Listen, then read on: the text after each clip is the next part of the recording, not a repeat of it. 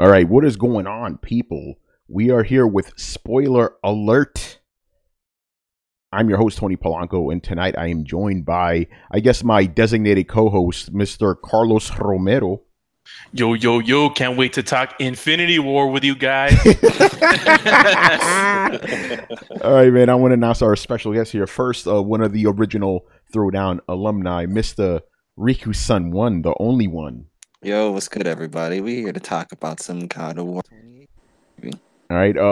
Okay, I haven't done a podcast with this man in like years, man. So I want to say, what's up to my man Will Santiago? What's up, man? Yo, what's going on? All right, and I'm gonna let this man introduce himself because you already know. You already know. Oh man. Hey man, what's going on, everybody? You know, it's Jack Move. Y'all might know me for a couple of podcasts. You know, Weapon Wheel podcast, Press Start podcast. You know, So the Press Start podcast, that's a legit thing, huh? yeah. Damn, Riku, what the fuck, man? I'm just- You don't listen to other podcasts, bro? no, Man.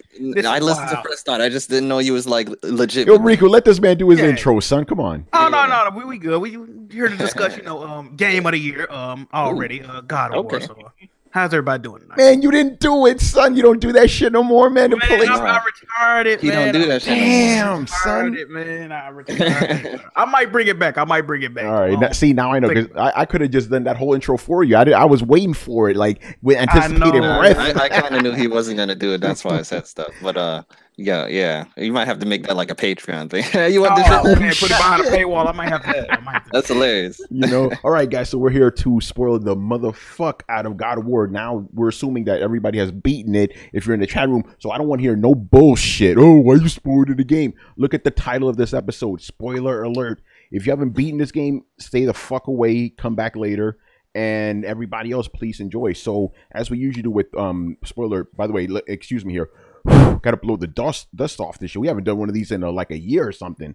As we usually do, I'm just gonna go down the line here. Everybody gives her like 30-second, like just overall take, and then we're gonna get into the deep dive. So for me, I thought this game was fucking incredible. From like graphics, gameplay, story, it just blew me away. Like I already had certain expectations, it just exceeded them in every way. Sony once again murdering the scene, man. Carlos, what'd you think? Yo, man, whenever Sony gets their hands on like these AAA first-party exclusive titles, man, they just, I don't know, they're either putting like steroids on these developers or I don't know what the hell they're doing, man. But this game, man, I played this shit on 4K on my TV. On my TV, that shit was crazy, man. This game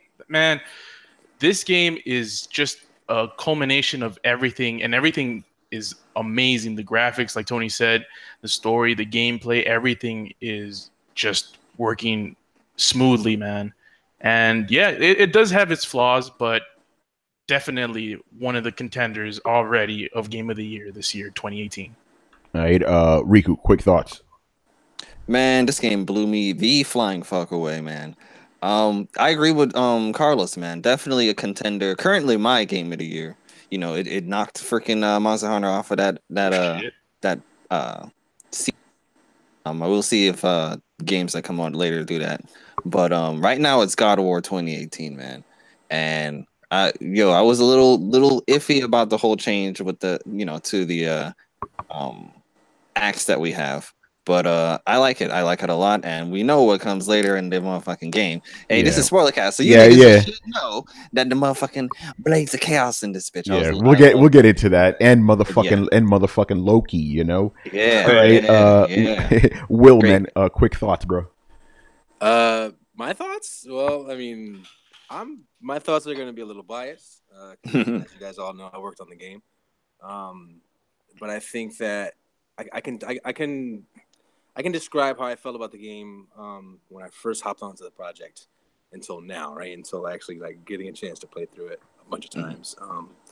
First, when I first got onto the project and I saw the direction that that the game was going in, I'm not gonna lie, I was a little skeptical. I didn't know for a while.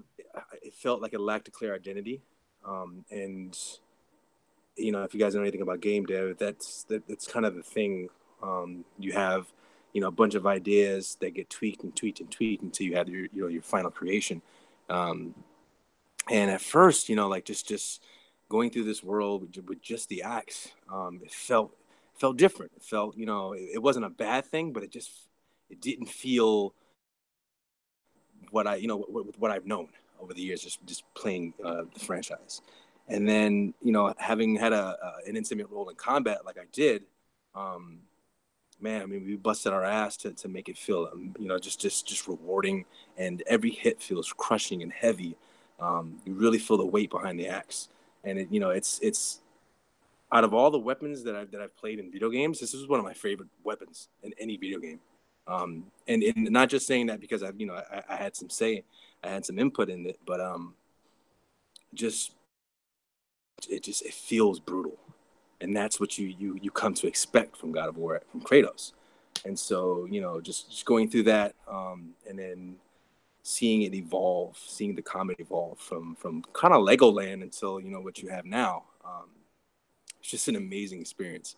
So yeah, so I mean, you know, like I said, my thoughts are going to be a little skewed, but I definitely think that this is, you know, not only a step in the right direction for the franchise, but a step in the right direction for, you know, like combat and action games in general.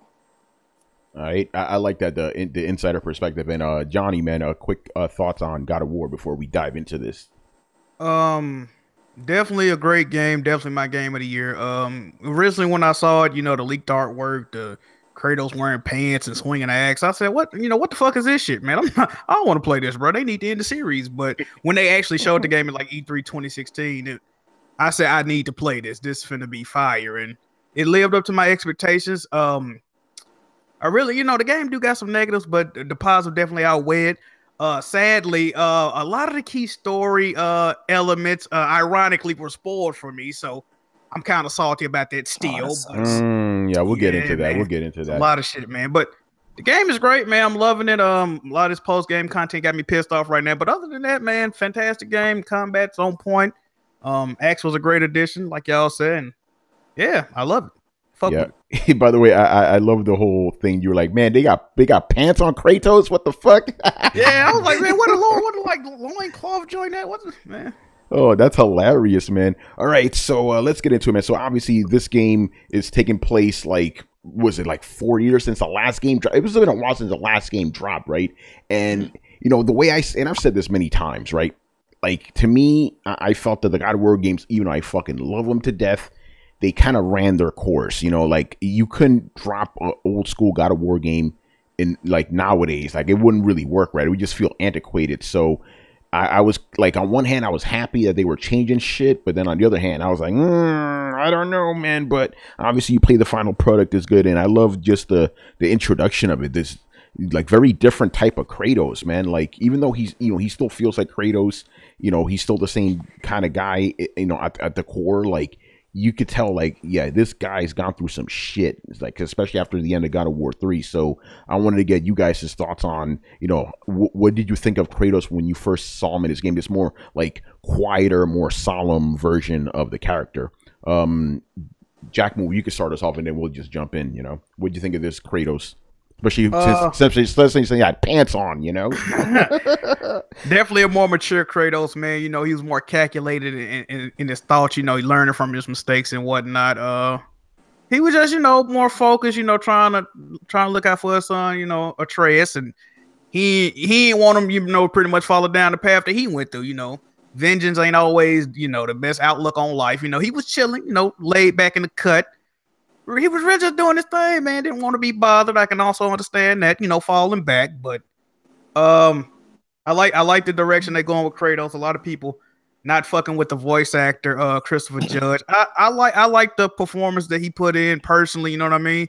And it's just like, you know, he got a little bit more range to it, you know, a little bit more it wasn't as well, he does sound angry all the goddamn time. Let me stop saying that. But I don't know, man. I just like it, man. It's cool, you know. And I didn't notice this. I was playing the game for about 10, 15 hours, bro. I did not notice he had the goddamn scar on his back. I was like, yeah, you man. know, when I didn't notice that. I was like, what the hell? But yeah, man.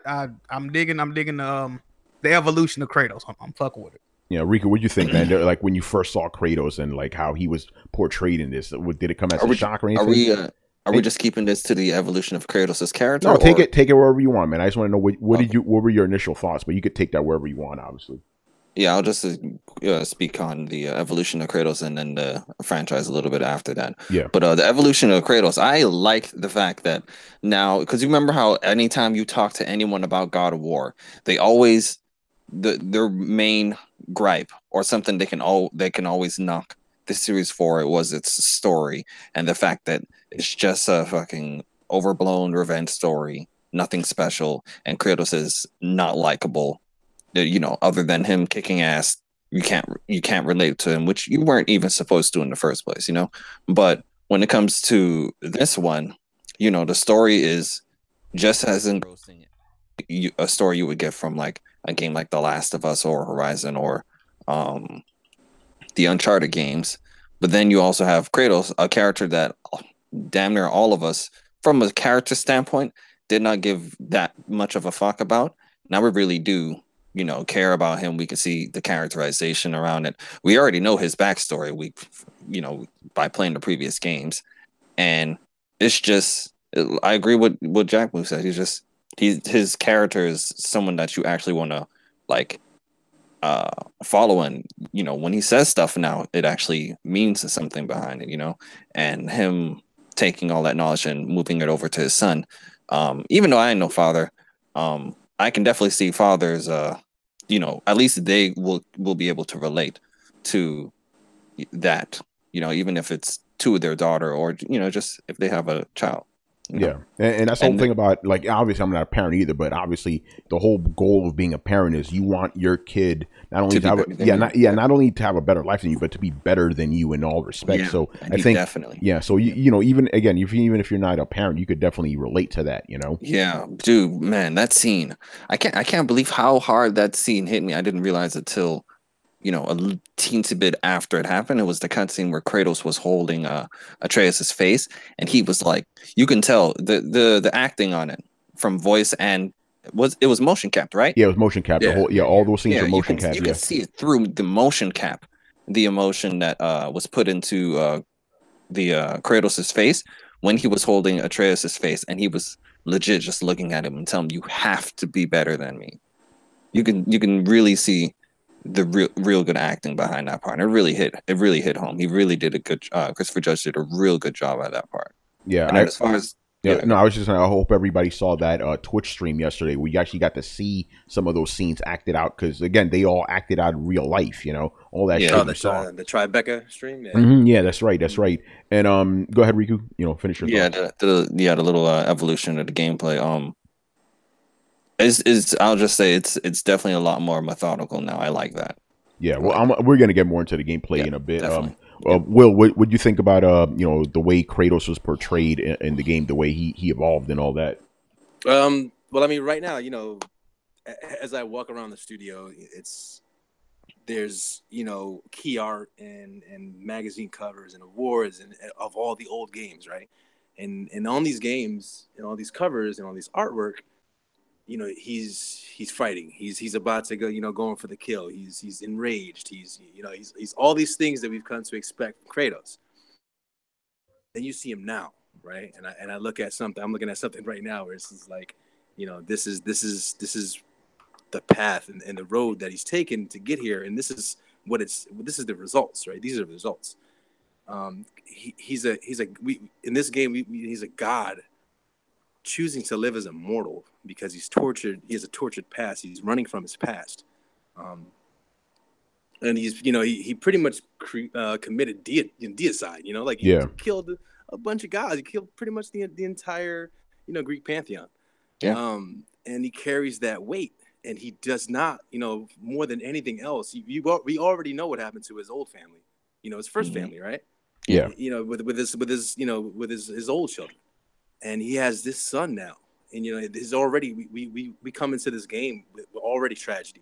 The mom is gone, and so now he not only does he have to deal with loss again of someone that he cared about, now he has to protect, the only other person that he cares about, and he because I can guarantee if he loses Atreus, he's back. You know, he's going back. Yeah, he's going back. It's that is the last thing that he wants, and so he has all that on his back. You know, towards this journey, and he's balancing that and trying to, you know, the whole, I guess, underlying theme in the game is be better. You know, and not only just for Atreus and Kratos, but, you know, for the world. And you can see that through his interactions with, you know, every single character in the game. Kratos is much wiser now. You know, he's smarter, more thought provoking, and, you know, he's more emotional, like, for sure, 110%. And, you know, I think the studio did an amazing job bringing out that humanity and using Atreus as a key part to bring out that humanity in Kratos. Yeah, for sure. I mean, I wanted to ask, go ahead, man. I wanted to ask you guys a question, since, I mean, I'm one of the people who, like Rico mentioned, that didn't really think that Kratos had that much character development in the first couple of games, and it just like went a completely 180, and Kratos is just someone that is a full-fledged character that develops within this story and has changed significantly since the first couple of games.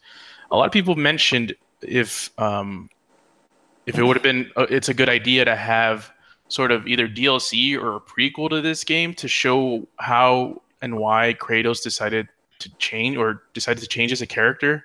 I'm wondering if you guys think that's a good idea to do, or if it's just good to sort of have that switch between the previous games and this one, and those are just different stages of Kratos' character instead of trying to teach it to people or show it to people. Yeah, that's something you know, we actually had to answer last week on Throw Down Your Questions, and my answer is still the same. No, I don't really need to see that.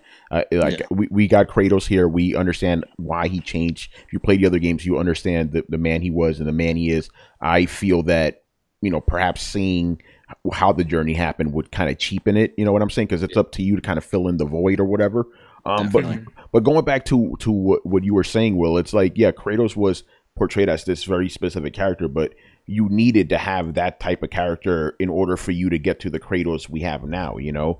And it is true, like this version of Kratos, there's nothing that he does that isn't already thought out. It isn't deliberate. You know, Kratos in the past would be very, very rash. He wouldn't really think things through. He would just react on emotion. He's very tempered now. He even gives that speech to Atreus at the end. It's like a warrior is, you know, he's like, the weapon that he holds isn't what makes him. It's like how he chooses to use it, how he chooses to use control. And he's really like that scene right there. I felt that. And he was not only talking to his son, but also himself. So, yeah, but you wouldn't have had Kratos, or at least you wouldn't have had, you know, the new version of Kratos have much meaning if it wasn't for the fact that you knew where he came from. But going back to your thing, Carlos, so I feel that's why knowing how he maybe changed would just be kind of like a waste of time, and maybe like cheapen what they try to do with this one. You know, maybe if you want to do a comic book or something, that's fine, but you don't need to make a DLC for that. I mean, personally speaking, I don't need to see that. You know? Yeah. Let me say something real quick. Yeah. As far as the DLC, I was like, I don't really need, from a story standpoint, I don't really need anything from where we are right now as a DLC, but as a standalone DLC, especially how the gameplay is now, how it's, you know, you're not doing air combos and all that stuff, even though I love that. This new way is just as you're not doing air combos? Well, I mean, when I mean air combos, I mean, come on, man. Come on. There's a difference between air combos and juggling, you know, like Tekken juggling, you know? Sure. But yeah, I mean, when I mean air combos, I mean both you and the enemy are both in the sky. But yeah. But as far as how the gameplay is, if there's any type of DLC I want, I think I would like to see a standalone DLC. You know, like kind of like Uncharted Lost Legacy, but it would have to do with the Atreus that Kratos mentioned at the end of the game, you know, the one that he based his son's name off, you know. Okay, that's interesting. Days. Yeah. That would be cool because, like I said, since the game put it on the Vita, man. if it was like that, then even though it may not have a lot of like you know, magical stuff, like, you know, super crazy magical moves, they still have that grounded Spartan like gameplay. I think they could be that would be a cool. Because you remember, Kratos said he really looked up to this guy, and that's why he based his, you know, gave his son that name, Atreus. I think that would be a cool standalone. Yeah, I wouldn't be against it, but Yeah, Jackman, what about you, man? Do you would you like to see like a DLC of how Kratos became how he became? I don't know if I need necessarily a DLC or a prequel, but I would like for it to be, I guess, expounded upon maybe in a sequel. You know what I mean? Like, or just like talk about his wife or how they met, or just just a little bit more detail fleshing out the story. But I don't know if they necessarily need a prequel like they did to other games. As we saw with Ascension, that they sometimes they go overboard with the goddamn prequels. Sometimes they go overboard with them. So I mean, there are realms that you didn't go to in the game, so I would like to see maybe a DLC of that, but I don't really know what they do with that. But as far as the backstory, I mean, like Tony said, we if you played the series, if you've been with the series, you pretty much you saw how he came to be like this. You know what I mean? We saw all the bad decisions he made in the past and all the crazy shit he did in the past. So why he acting the way he act now? So yeah, I wouldn't want a prequel. Personally. Yeah. As far as revenge stories, that's really the only, like, to make it a good story after that's really the only you can take is looking at your past and seeing all the consequences. You remember, Tony? I like the one you always mention when it comes to like the Marvel Cinematic Universes, and where which one was it? The after effect of Age of Ultron. They never really focus on. I mean, movies really never focus on like the aftermath of what happens to like devastated cities or whatnot. And Civil War really did hit home with that. Yeah. And this one is kind of like doing that for literally all of the God of War games that came before it. It's showing you that Kratos, this did take a mental toll on him. You could see that in him. Yeah, no, and that's despite everything he was taught, because you got to understand Kratos is a Spartan. Like when he was Atreus' age, he was being like beaten to become a war machine, basically. Yeah. So that's why like you've seen those moments where like he wants to actually like connect with his son, tries to touch him, but he doesn't. That's because he was conditioned to not do shit like that. Yeah. And even though we don't really know how old Kratos is by this time, but he still can't get rid of that. That's part of his upbringing. And I also feel that's why he doesn't think, actually this is just my personal thing. I'm wondering, like, do you think maybe that's why he thinks Atreus isn't ready? Because it's like, he lives a different life than you, bro. Like he wasn't trained to be a fucking warrior, That's another thing. I also was thinking about this point I'm going to bring up a lot. Everybody here played Chains of Olympus, right? Yeah. Yes. Mm-hmm. Do you remember in Chains of Olympus around the end where Kratos, you have to literally press like circle to yank your daughter off of like your leg? Yeah, heavy scene. Yeah. That was like honestly the only time in a God of War game before this one that you get to see Kratos and in that type of situation, and it kind of like would connect to this game as far as like in this game he doesn't even, especially around the beginning, he doesn't even want to touch Atreus or even call him by his name. Yeah. And boy, and if you connect it to like Chains of Olympus, you see him pushing away his daughter. So it's kind of like now he has to like go the opposite of pushing them away and bringing them back. Yeah, and that's something he's not exactly trained for. He hasn't, remember, like he was like, "Yo, I forgot the name of his wife. I think it was Faye." He was like, "I can't do this without you."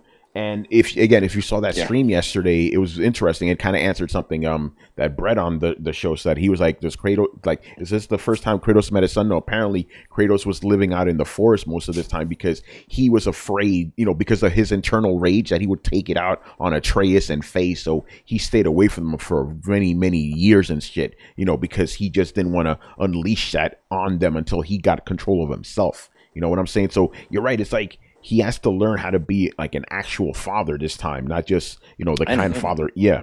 It's crazy, man. There's a lot of deep shit that this game goes into in that regard. It's like, you've built yourself up to be this type of man, and now you have to like unlearn a lot of that shit just so you can become a better father, because, as they say near the end of the game, when you find out about Atreus's, his nature, it's like you need to train him right because he's going to become everybody's problem if you don't do something about this. Yeah, and definitely, one can say, oh, he was just acting like a typical cocky kid when he found out he was a god. but you know that you could look far deeper into that and say that that could be, you know, that could be the Spartan nature, that could be, you know, him. It could be a lot of things. So none of us really know what that is, but I'm glad he did. That part kind of like irked me a bit in the story because he was kind of annoying little kid. But I mean, you know, I guess Killer jerk mode, jerk mode, yeah. That was a pleasure to actually see that stuff how they were implementing it. Because you know, there was a time when we didn't have it in the game. And then like the times that it did, and some of the things that we were going to do with it, that we didn't get a chance to do, but it was going to be interesting, man, to see how people reacted to it, because it does mess with you. It does polarize you a little bit towards Atreus, because you kind of come to like him for a little bit, and then he finds out he's a god, and just like he has that teenage angst. And he's like, yep, whatever. Little people's little problems, like stuff, man. Yeah, it's actually really cool to see people's response to it. So. Yeah, he did become like, because it's interesting because right before that you had that scene where Kratos is like, teaching him what it means to hold a weapon and stuff. And Kratos like, and Trey's like, yes, I understand. And then as soon as he learns he's a god, it's like, man, fuck that shit. I'm a god now. And then my man, he actually kills a god himself. Which was like, crazy. He's like, that's the same thing I said to your mother right before I gave it to her. I was like, oh, what you gonna do? Slice his throat. I was like, yo. Yeah, not only he stab him in the neck and throw him off a cliff. It's like, damn, son, this shit is real right now. But yeah, let's get into that. Let's talk about Atreus, man. Like, what do you guys think about his evolution in the game? Because he like Kratos, let's just be honest, he pretty much stayed consistent throughout the game. Atreus had a change, obviously, from beginning to end, So what do you guys think of the way Atreus evolved throughout the journey? Carlos, you could lead us off with this one. Yeah, a lot of stuff that we mentioned. He started off as sort of like a timid person that was eager to learn. But he didn't want to kill anybody. Like, he had an issue killing that deer at the beginning, and then he started sort of evolving really quick as the circumstances made him grow up, in a sense, the fastest way possible. And a lot of that didn't really help him. One of the scenes that really shocked me, and I'm curious to see why the direction was to do this, when they were up on the mountain in the summit, and he shot Kratos. I was like, what the hell? Yeah, that shit was crazy. That shocked the shit out of me. I was like, I didn't expect that. Shocked the shit out of Kratos too, son. Literally. Literally.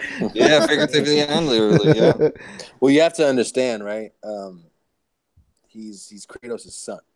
And earlier in the game, you see him rage out, right? He has that nature within him. And so at that point, especially, during that moment in the game, he's already in the whole jerk mode, and he's all cocky and stuff, and he already knows that he has that potential, and he already knows that he's a god. And so at that point, rage out on Modi. You see him rage out on Baldur a bunch of times, and so during that moment, he just snaps. It's one of those moments where he just snaps, and he, just like Kratos has in the past, he doesn't know friend from foe, and he doesn't really care. And he just acts, he doesn't really think. And so, yeah, that was, when I saw that in the game, that was a really cool moment. Only because it was showing the player that, Atreus can hold his own. Even against Kratos, he might not be as strong, he might not be as big, but he does have the tools to hold his own. Oh yeah, especially like immediately after that, the dude, those combos that he was busting out, man. I was like, man. I was like, yeah, I do remember some.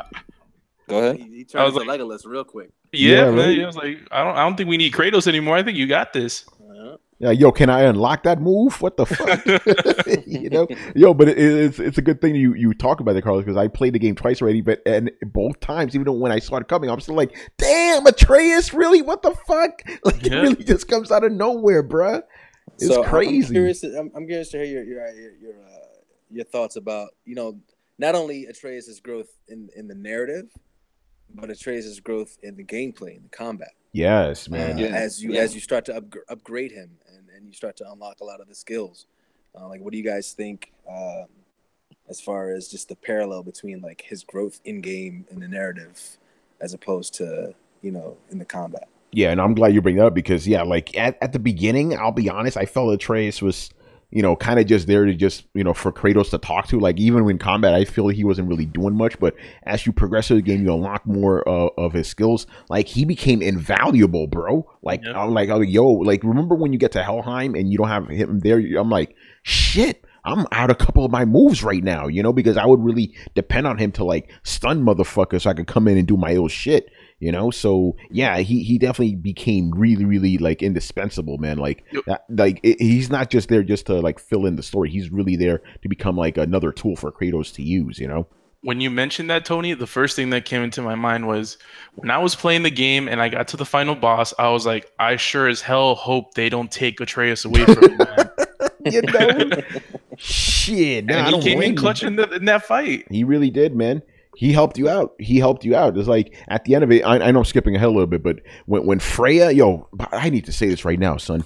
And I said this shit because last night I actually got to interview Cory Barlog and all these other guys, right? Christopher Judge. I told them straight, I'm like, and I told her that too, Danielle. I was like, that look you gave Kratos scared the fuck out of me. Like, she just shot like pins into him. So but the thing is, like, that look was not just for Kratos; it was for Atreus too, because he killed Baldur. Damn, son, it was a team effort. Yeah, no, but yeah, he definitely became like indispensable. It's like little man is not just there as an accessory; like he was getting open. When you get into fights with like a whole bunch of enemies, right? When you got like a whole bunch of those enemies like just jumping at you, his skill set came in the clutch because he like when you shoot those shock arrows that would chain, those helped a lot.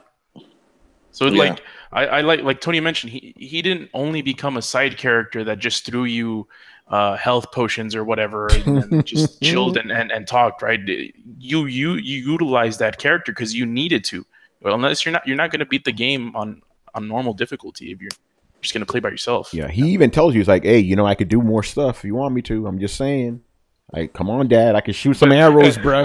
And then you tell him to shoot an arrow, and he's like, whatever. Yeah, whatever. Oh yeah, when he was in jerk mode, I got that because anytime he would shoot one of them, I would say whatever he was saying, like Nista and whatnot. But when he was like whatever, I was like, huh? Yeah, by the way, I need to just say this, man, because like I'm sure like. Because this game is made nowadays, you couldn't get away with this. But if this was real shit, Kratos would have slapped the shit out of his son a couple of times during this game, for back talking like that, Yeah, smack him back of the head, nice and easy. Like, man, who? Yeah, like now I'm a god, bitch. You really want to talk to me like that? I mean, he warned him a couple times, man. There was that. This is that time when he's going up in the elevator, and when you're in the you're going up after you fight the dragon. Yeah. On the second pass through over there. And he goes up the elevator, and Atreus is prodding him. He's like, "Don't you hear me?" And Kratos is like, "I heard you." He's like, "Do not speak again." Like, I mean, he was close, man. Yeah, he was getting close. He was getting close, bro. I think that's one of my favorite scenes. Accurate, right? Yeah, it is. Accurate. As a teenager, right? You're growing up, you get that teenage angst, and you do, we've all done it when we were kids. Yeah, you test it, You test the waters. You test the waters and see how deep it go. Yeah. Oh yeah. Although, I do have a theory, and I just came up with it right now. Maybe Kratos never actually went to the point of hitting him because he knew, he don't want to let the rage out on his son. Oh, of course not. Yeah, of course not. Give him one of those God of War backhands, man. He he can't handle that. When he was on the elevator, though, I liked some of the dialogue in the elevator when Kratos was actually, like, he was still kind of silent. And Atreus was like, I guess there isn't anything else for me to learn. And then he was like, you see Mimir? There isn't anything else for me to learn. Yeah, Mimir, my fucking favorite character. And Mimir was like, congratulations. Mimir, best character, man. My favorite character. Mimir is awesome. Yeah, you know what? Fuck it. This is why I said, this is what I like about this format. Just go with the flow. Let's talk about Mimir, man, because he did like him. I like the stories he brought up, and I also liked, I'll get into it later, but the whole thing with Baldur's curse, he's like, oh, Baldur cannot be defeated by magic, and this and that. God. And it's like, yo, you just said that shit. It's like, what did I say? Like, about Baldur. Baldur cannot be killed. It's like, yo, my man. I love that fight, yo, because this is something that I would do, like, for a trolling standpoint. I would do that to somebody. Yeah. So Mimir, yo, him and the freaking the two Smiths, Brock and what's the other one And called? Sindri. Sindri, yes. Those three characters. Oh, yo. Round of applause for bringing, top Levity. tier comedic relief Yep. to a series that I thought would never have it. You know? Yeah. Jeez. That, Such good that you characters. make me think about that. Like, oh yeah, I think I forgot it around the same time I figured out Baldur's weakness. Wait, he has a weakness? Baldur doesn't have any weaknesses. It's like, wait, dude, you just said he did. But yeah, no, you're right. I think, since this story is so like heavy, you needed to have those characters in there, just kind of even it out and stuff, It was so good. Yeah, it was really good. I really like the way Mimir was introduced to. He's like, yeah, you have to kill me. It's like, what the fuck? I'm gonna chop off your head now. Yeah, fair enough. Yeah, and I definitely appreciated his little stories. Like when you're on a boat and shit, he starts Yes. telling you Norse stories. Because I'm not as well versed in like Norse mythology as I am with Greek mythology. So it was just cool for me to Same. learn some of this shit. You Oh, know, yeah. and yeah, the Norse people came up with some crazy ass shit, man. Yeah. You know, and he every time he told it, yo, I don't give a fuck what's going on. I stop my boat because Yep. sometimes if if you're continuing with your boat while he's talking, you're gonna reach to, let's say, like a story related thing, and then if story related dialogue needs to happen, Mimir will stop talking about like the lore and shit. So anytime he started talking, hey, stop the boat. Talking Yeah. about some lore right now. It was always really good and interesting. yeah, I did the same thing. Like when I got close to the show, I'm like, all right, my man's still talking. Let me stop right now, son. Yeah. And I'll wait, because and just the way he tells them is interesting. It wasn't boring because remember, most of the time he lived that shit. So he's telling it from a personal standpoint, especially, and you learn like younger Mimir was like a drunk crazy person and shit. Mhm. Those kind of stories were fun. There was another one. It's like, oh yeah, they were, they were like, what do Valkyries do? Oh, when they're not, carrying dead, it's like, oh yeah, they sing, they laugh, they fornicate. By the way, was Brock the first character in God of War to say the word fuck? Like I never heard fuck before. I think so. Yeah, Might be. like when he busted, I'm like, you said that shit in a God of War game? Like, okay, we're going there. Fucking gratitude. Yeah. But yeah, you know what? Since we were talking about, let's talk about the combat in this game because obviously, it's been evolved too, just like everything. The new camera angle and all that. And I wanted to get you guys' thoughts on it because I have my personal thoughts on it, which I'm going to get to, which will be a little bit of an interesting story as well. But yeah, what do you think of the new combat? Rico, I'll go to you because you're like the combat master around here and shit. How'd you feel about it? Like like initially, and then later on as you progress. Initially, I really didn't have any initial, like, all right side or all left side initial thoughts when I first played. I was just like, okay, I'm not gonna judge it right now. I'm gonna see where it goes. And I remember I was looking at a few interviews of the game before it came out and saying that one of their inspiration as far as the how the combat is right now was the Souls series, and you can definitely see that from a methodical standpoint. You definitely have to watch your things. In previous God of War games, since the camera angles out and you can see everything, didn't have to really worry about that. But when it comes to these games, if you're swinging someone and an enemy comes up to your left, just like in the Souls game, man, you better stop what you're fucking doing. Position yourself, make sure your shield is up, and just make sure you're making the right plays, man, because that could be the end of you. And I like seeing that in this franchise now. I think it's definitely welcoming. And I really like the amount. I only had like one gripe, but it's more of a nitpick than a gripe.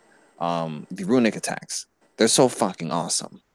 I just wish I can hold more than 2 at a time. There's so many awesome runic attacks, and the fact that I can only carry 2 at a time, that irks me. That irks me so bad. Yeah, because then you have to decide which ones are you going to level up and shit. You know what I'm saying? Yeah, no, I'm with you. I'm with you on that one. I kind of forgive it because of the amount of other stuff you can do with Kratos. It's not focused around runic attacks, because at the beginning, when you don't really have that much moves for Kratos, and you're still getting new runic attacks, And my first thoughts were, oh, I think a lot of this is about, just swing, swing, swing, runic attack.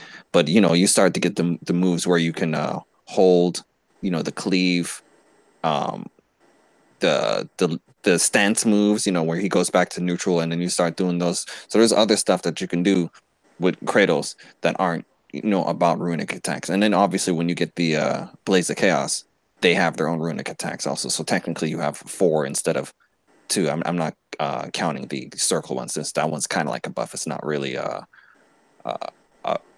offensive move. It was more like, your buffs and whatnot. But I liked that. I like how the combat is now. I just wish there was more. Yeah. But other than that, man, I can't wait for the next game. I want to see what they do as far as its combat. Yeah, Jack, what do you think about the new camera angle and how the combat worked with it? Didn't mind the new camera angle when I originally saw it. When I originally saw, the gameplay, I'm like, oh, that looks dope. But when I actually played it, like, this is one of them games, even though, people may look at it and say, oh, I don't like the new camera, I don't like what they did. You really got to try this game out for yourself, because my view kind of skewed too, because I was playing on the hardest difficulty. But it played like, just looking at it and playing is 2 totally different things. It takes some getting used to. Originally it took a little bit to get used to. I was real reliant on like axe throwing early on in the game. Now I got to the point I damn near don't even throw my axe unless I have to stun certain people. But I like the gameplay. It's way more in depth than I thought it was. With the runic attacks, and I don't know. I guess I thought it was just gonna have like regular magic. Like Kratos pretty much just had like magic in the other games, but on this one it's actually tied to the Leviathan. So that was new. You know what I mean? I had to get used to that. I like it though, man. I like it. I fucks with Atreus. I like the light arrow. And what is it? Yeah, originally, you got the light arrows, then you get the electric arrows. Yeah. And I'm like, damn, the electric arrow is so much better than the light arrows. The light arrows suck. And then you upgrade the light arrows. It's like, damn, now they got stun potential. Now the light, you know what I'm saying? Now the electric arrows ain't as good as the light arrows. So I like how I just like go back and forth, and the different stats on the armor and all that, and trying to make the perfect loadout and talisman. I like the depth they added to the combat. You know what I mean? I'm not missing the jump button and all that like everybody was complaining about. So, hey man, I'm digging it. All right, Carlos, man, what'd you think? Yeah, man, it was good. It's I like sort of the tactile feedback you get from that axe. It just feels, every time you hit something, it feels good, man. I didn't have any issues with the jump button. I didn't have any issues with the new camera layout. What jump button? Oh well, yeah, with the lack of a jump button. It plays really seamlessly. I had maybe a couple of issues at the beginning, because just for the simple fact, with every other game, when you're into a new game, you don't really know everything. So a lot of the menus can get overwhelming at first, because you're like, what the hell is this for? What the hell is this for? It's like, why can't I upgrade this? Oh, I forgot, you need to upgrade the arrows to upgrade the skills of the arrows, and stuff like that. It's stuff that you can easily manage while playing the game. And at the beginning, I would throw the axe a lot, because I needed to get used to that gameplay. But after maybe the first 2 waves of enemies, it's seamless. At first, I think you're gonna mention this, Tony. At first, I couldn't stop getting used to pressing square, triangle, because I would do that a couple of times because of the old games made it a habit. And I got rid of it right after a couple of hours, and then it started happening again when I got the Blades of Chaos. I'm like, oh, damn it! You do that freaking light 4 times heavy, where he jumps. Yeah. So, and also when you like launch the enemies to the sky, you're like, okay, I'm jumping with them. But no, you're not. Yep. But yeah, man, the combat is good. It's solid. With the performance, I played this game in resolution mode, and the gameplay was solid. No real stutters that were that significant, and the gameplay was just smooth. Yeah, and Will, you already touched on the axe. So what are your thoughts on the Blades of Chaos, man?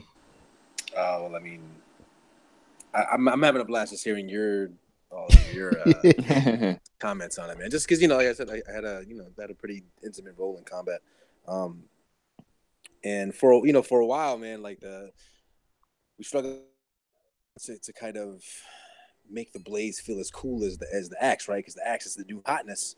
But the blades, they found their identity. They found, what made them awesome in the old games.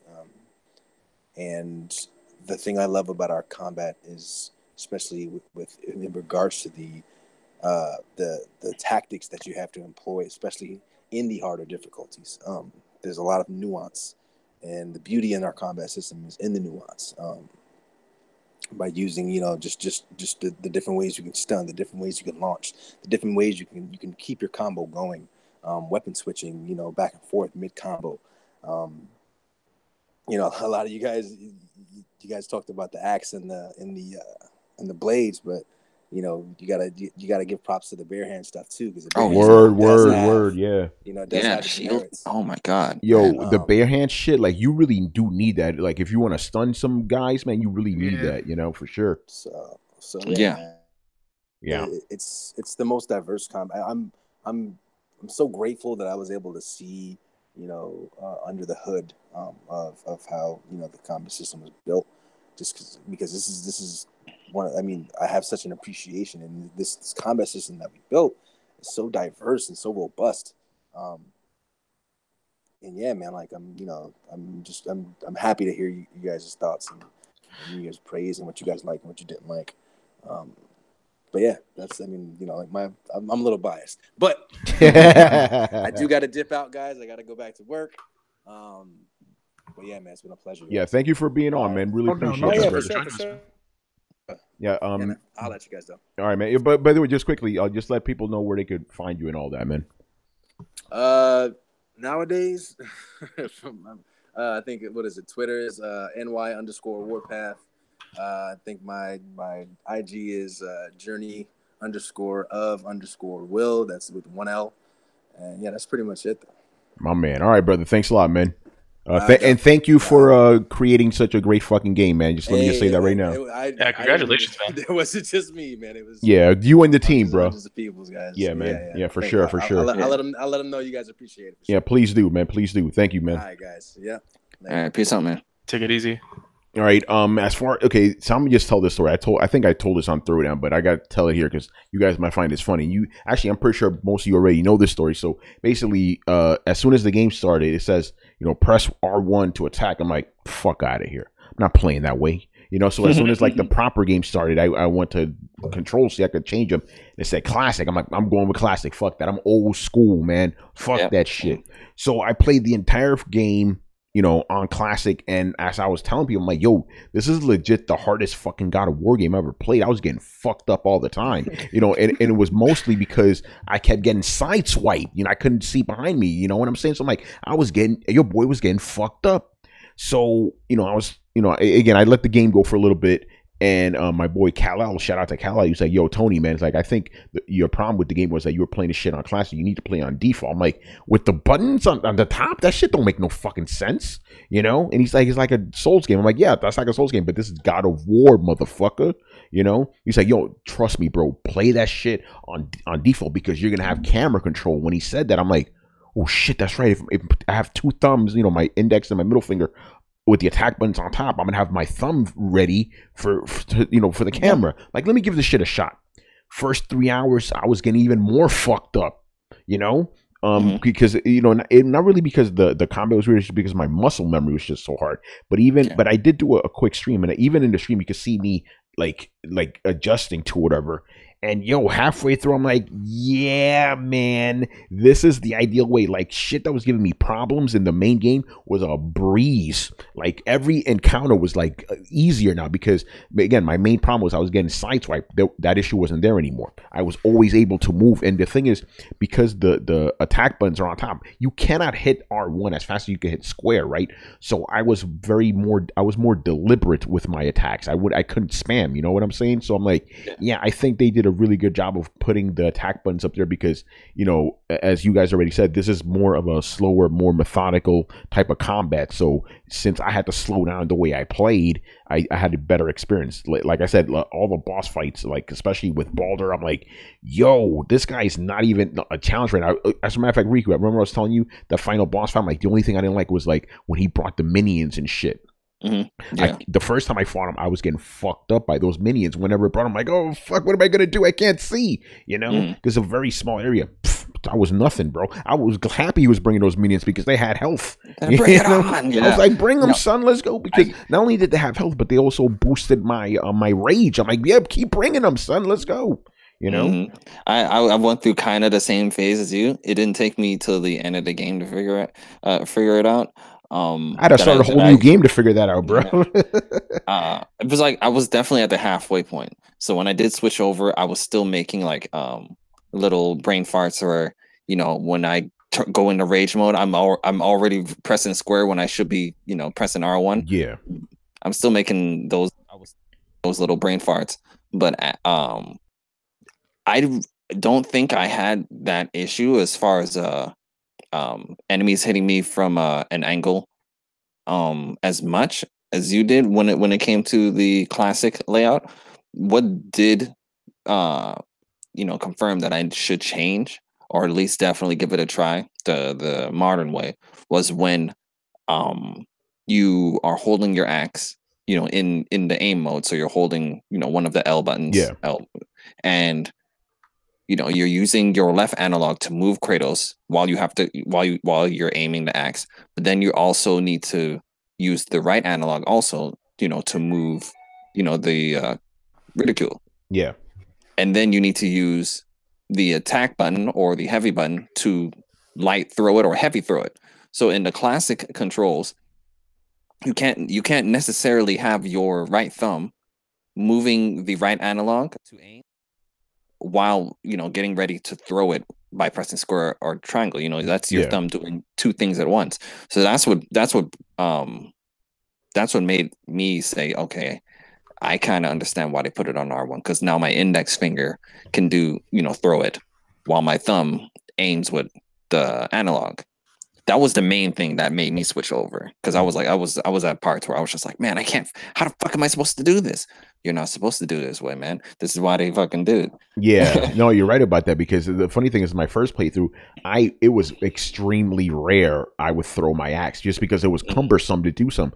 In the second playthrough, I was throwing that shit all the time. Remember I think they call them nightmares, those floating eyeball things? Yeah. Those things were such a pain in my motherfucking dick the first time around. Second time was nothing. Just hit him with a heavy axe throw, and that's it. Kill him in one shot.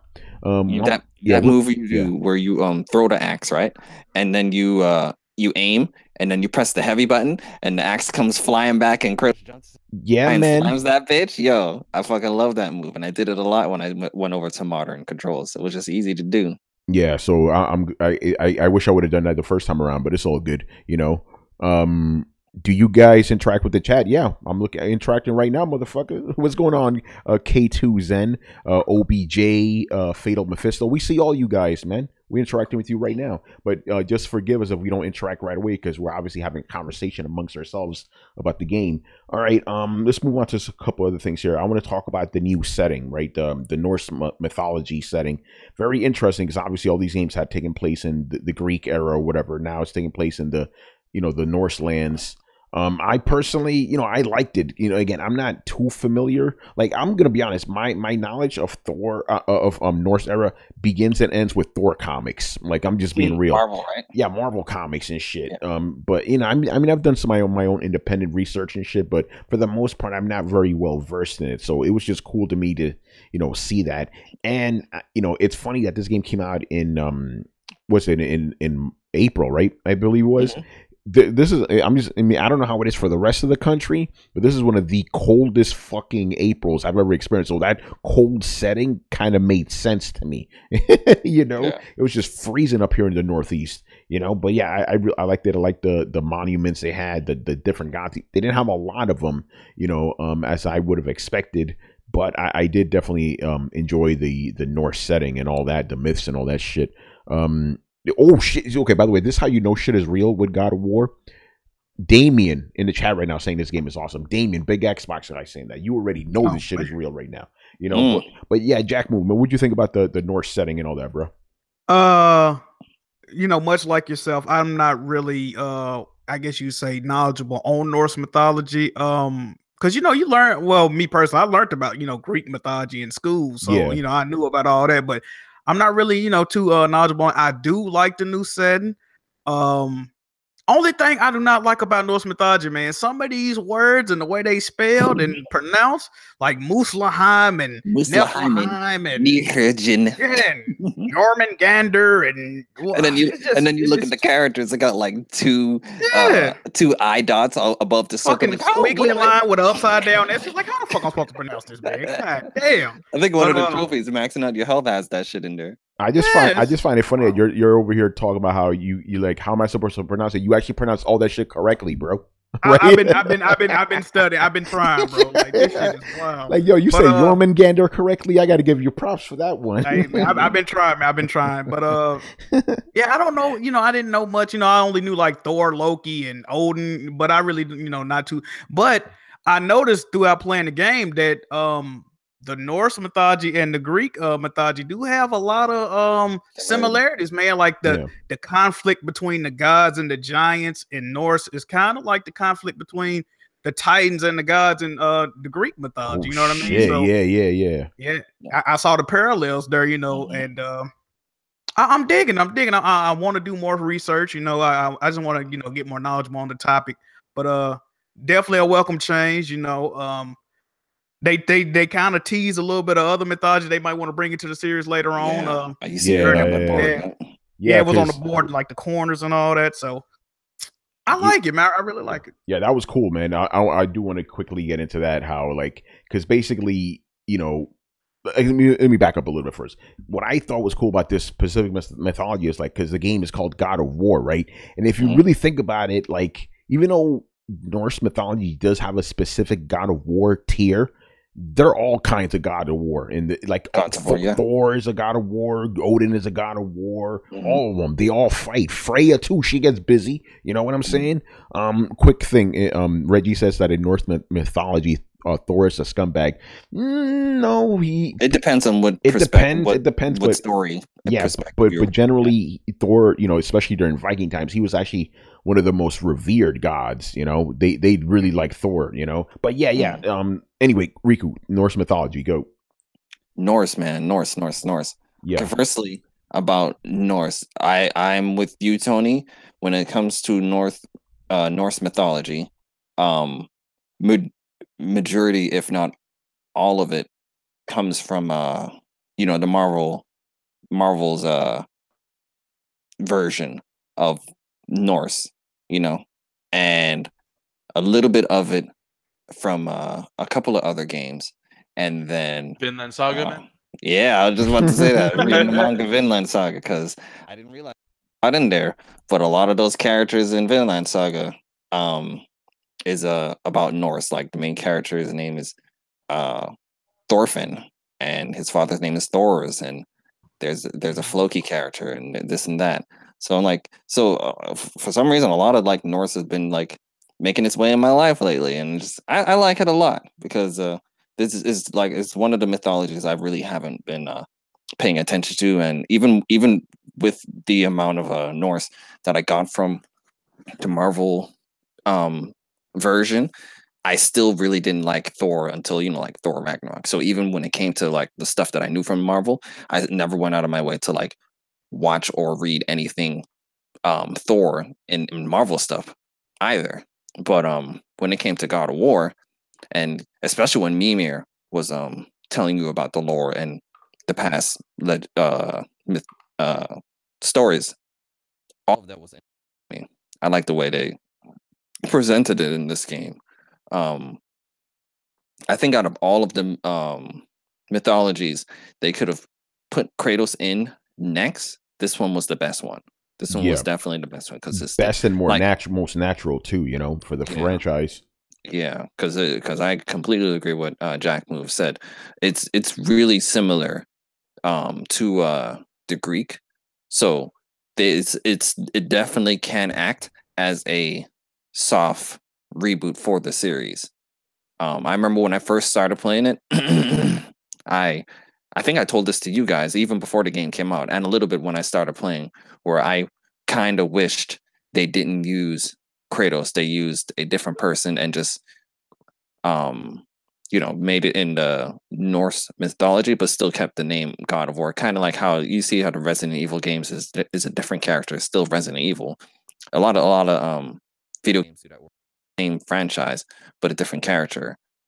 And I kind of wanted God of War to go in that route, because then we can just like go into any type of a mythology story. You look at the probably the most popular character that had to deal with the God of War and just do their story. But after seeing how they knocked it out the park with this one, I kind of take that back. I kind of like how they did, because we have so much backstory from the previous games connecting to this one that it worked so well that I can't sit here and say that I would like it the other way. So yeah. Norse is just it's good, and I like the fact that they did not use a lot. They held back a lot, and they did it in a way that you didn't feel like you were missing out on the stuff. Like, I think for the majority of the game, a lot of Mimir's stories had to do with Odin and Thor, and we didn't even get to fucking see Odin. Yeah, I was about to say that we didn't even see those characters, and those are the two biggest. Yeah, and we saw Thor at the very fucking end when you go back to your home and you see that motherfucker, but you only get to see him, like the bottom half of him and his hammer, and that was it. That's all we fucking got. And when you think of in God of War 1, the 2005 version, I mean, all we really saw, the only one we really tackled was Ares. We didn't really get to see Zeus or Hercules. That wasn't until the later games. So it's kind of following the same pathway. I don't know how long this version is supposed to go on, but I would like a trilogy. Yeah, that would be nice, yeah. By the way, I do need to just jump in here. This is nerdy shit, so let me adjust my glasses.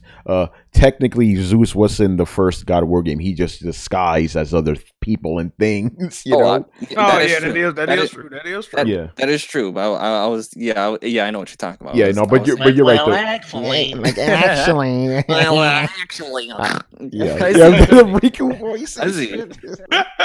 With the snort. Yeah. No, I see I understand where you're coming from. But I was just talking about as far as like him being present. You're right. Like, you being able to fight him, or even like mentioning him. Yeah, Ares and Athena were the only ones. You got the heavy guys later on, so I'm assuming just like you're saying, they're saving them for the next game, because you just saw that glimpse of Thor, and just that glimpse alone, that shit fucked you up.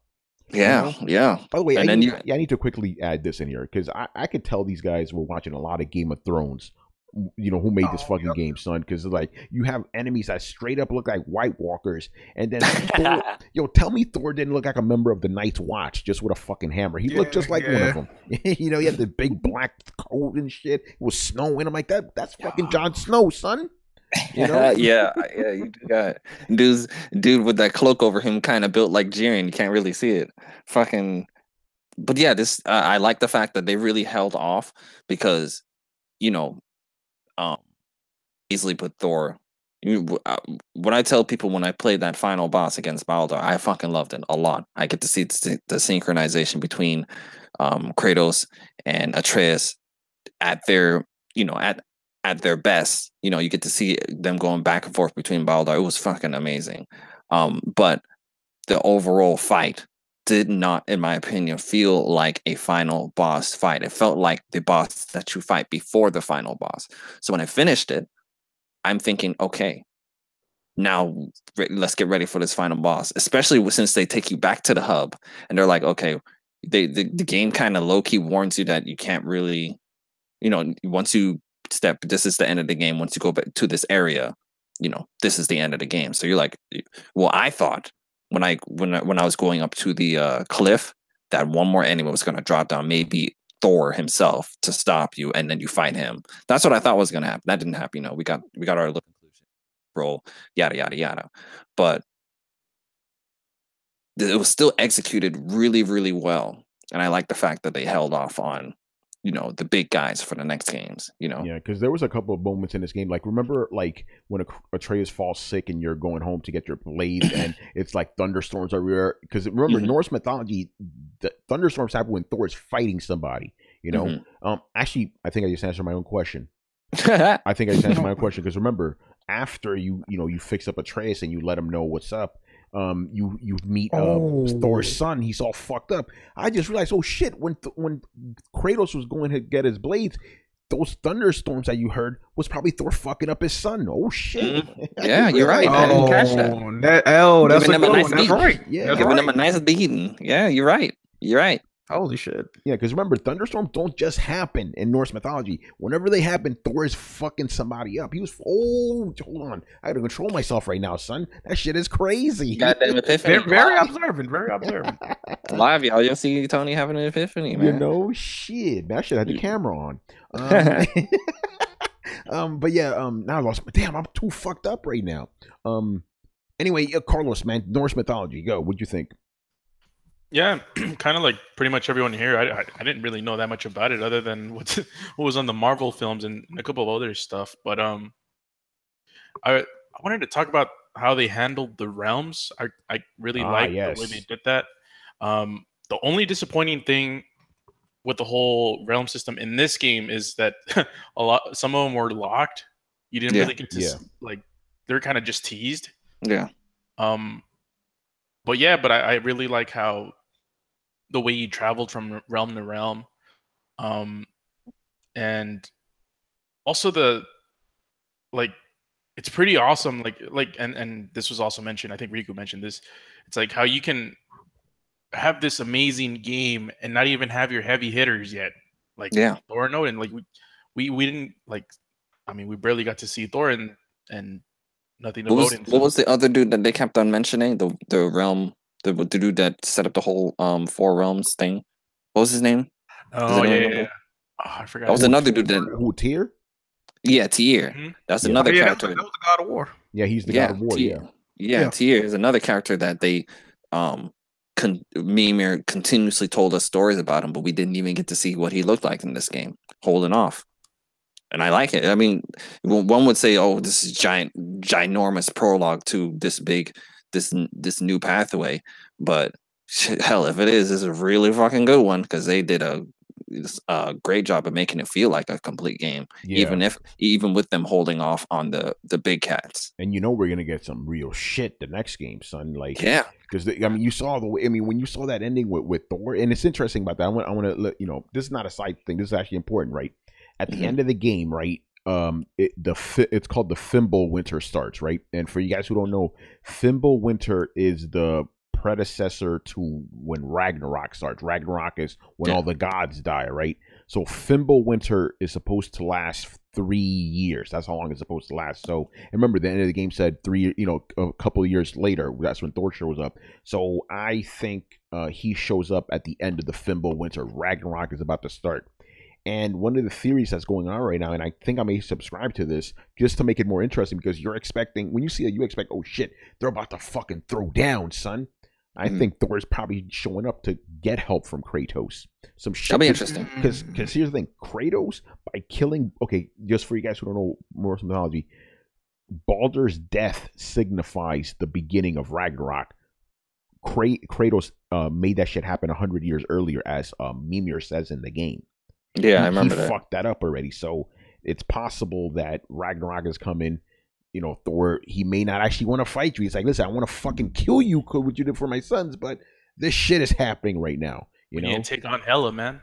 Oh my fucking! By the way, I think Hela's that giant fucking bird in Helheim. That's why. That was. I saw that bird. I was wondering who that was. Yeah, because Hela is, she's the queen of hell, and she watches over all the dead. There's this giant fucking bird there, so I'm assuming that's Hela. Well, remember, like you had to fight the dude. You had to take the heart from, right? Yeah, the guardian of the bridge. Yeah.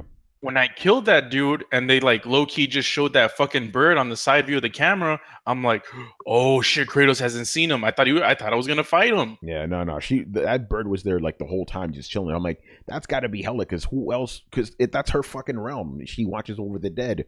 That's and remember, God of War. They always take liberties. Like for example, in this game, the fucking elves were insects. Which is kind of an interesting take on elves.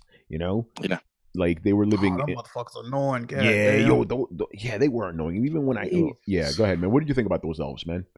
I don't want my opinions on that. Very annoying. Just constantly flying off when you're trying to kill them and throwing the goddamn little light bombs. The most irritating thing they do is blind. They got they all hell, and a lot of the Valkyries have an unblockable blinding move. It's mad fucking annoying. Oh my god. Yeah, I'm still dealing with it, man. It's crazy. Yeah, no, I'm with you. My thing with the Valkyries is like, okay, I don't. If you blind me and I can't block it, that's fine. But I also can't. I also take damage. You can't see where they coming from. I'm like, what the fuck? You know? Yeah. But yeah, so just keep that in mind. The next game, because Kratos initiated fucking Ragnarok by killing Baldur, you know? And also something interesting. This is something I learned during yesterday's interview, right? Because it wasn't me, but somebody asked, like, why is Baldur portrayed that way? Because Baldur, if you know him, even in the comic books, he's portrayed as a very jovial, happy guy, right? Everybody loves Baldur. He's a very beloved, character, even portrayed as, I guess, for the lack of a better term, as a beautiful character, right? A pretty boy and shit. Everybody loves Baldur. But apparently, because remember, this is still God of War. They take their own liberties. Apparently, what happened is he was that guy. The Baldur that you see in this game, he was that guy until Freya put that shit on him where he couldn't feel anymore. Then he got twisted and fucked up. Then he got twisted and fucked up. You know, so I'm like, okay, so Baldur as he is depicted traditionally existed. He's just been turned. So it makes me wonder, is that what happened to Thor and Odin? Because again, Thor and Odin were also two guys that were very highly revered. I'm wondering if they were twisted too some place in the past, you know? Mm. It's crazy, man. I'm gonna deviate a little bit. Yeah. One nitpick, well, not even a nitpick, it's an actual criticism of the game, is that Freya's facial animation wasn't up to par to the rest of the characters. I would say it's inconsistent. I don't agree with that. I would say it's inconsistent because sometimes I know what you're talking about, but then sometimes she looked pretty hot. I actually thought like her and I told the actress this too. I'm like, I thought her facial acting was like the best out of the lot. Like she really did a lot with her face, you know. I mean more sort of like some of her expressions were really good, but I'm talking about the detail of the face. Like sometimes. Oh, you saying it didn't look that good? Yeah, it didn't really look that good. Like no, she looked fine to me, son. No, like I'm not saying like. So like let's say like you look at Kratos, right? You can see like the ridges in his face. You can see like the detail in the paint, like it's just the detail in the face. The detail in the ash, man. No paint. It just didn't look as detailed as Atreus and Kratos and yeah, I'll look up some of the screenshots or some videos where we're not going to go down a bread rabbit hole now, but I don't agree with that. But since you brought it up though, and part of my notes here too, let's talk about these graphics, son. This is the best looking PlayStation game I've ever seen in my fucking life. Like, if you can find me a better looking game, I want to see it. You know, and I'm gonna stop you motherfuckers right now. Don't come in here with that the PC with The Witcher 3. Let's better shut the fuck up. I was just gonna say, I'm not complaining right now, but what I'm saying is, yo, Tony, how many times we PlayStation guys gonna be saying that what you just said for this generation, bro? Yeah, it gets ridiculous after all because we must have said it. We wait till last part too. Yeah, I know. See, we're gonna say we're gonna say it at least 2 more times before this generation is over. Yeah. But I think we've said it at least 5 to 6 times. Oh no, I agree with you. And I remember Carlos giving a shit about that, I believe. No, I wasn't Carlos, it was Brian, right? Carlos, he was the one that said that shit. He was like how many times? I remember Brian was saying that shit. I remember Brett saying something about that too. But yeah, man, yo. But if your graphics keep exceeding itself, you have to bring it up. Mm-hmm. You know?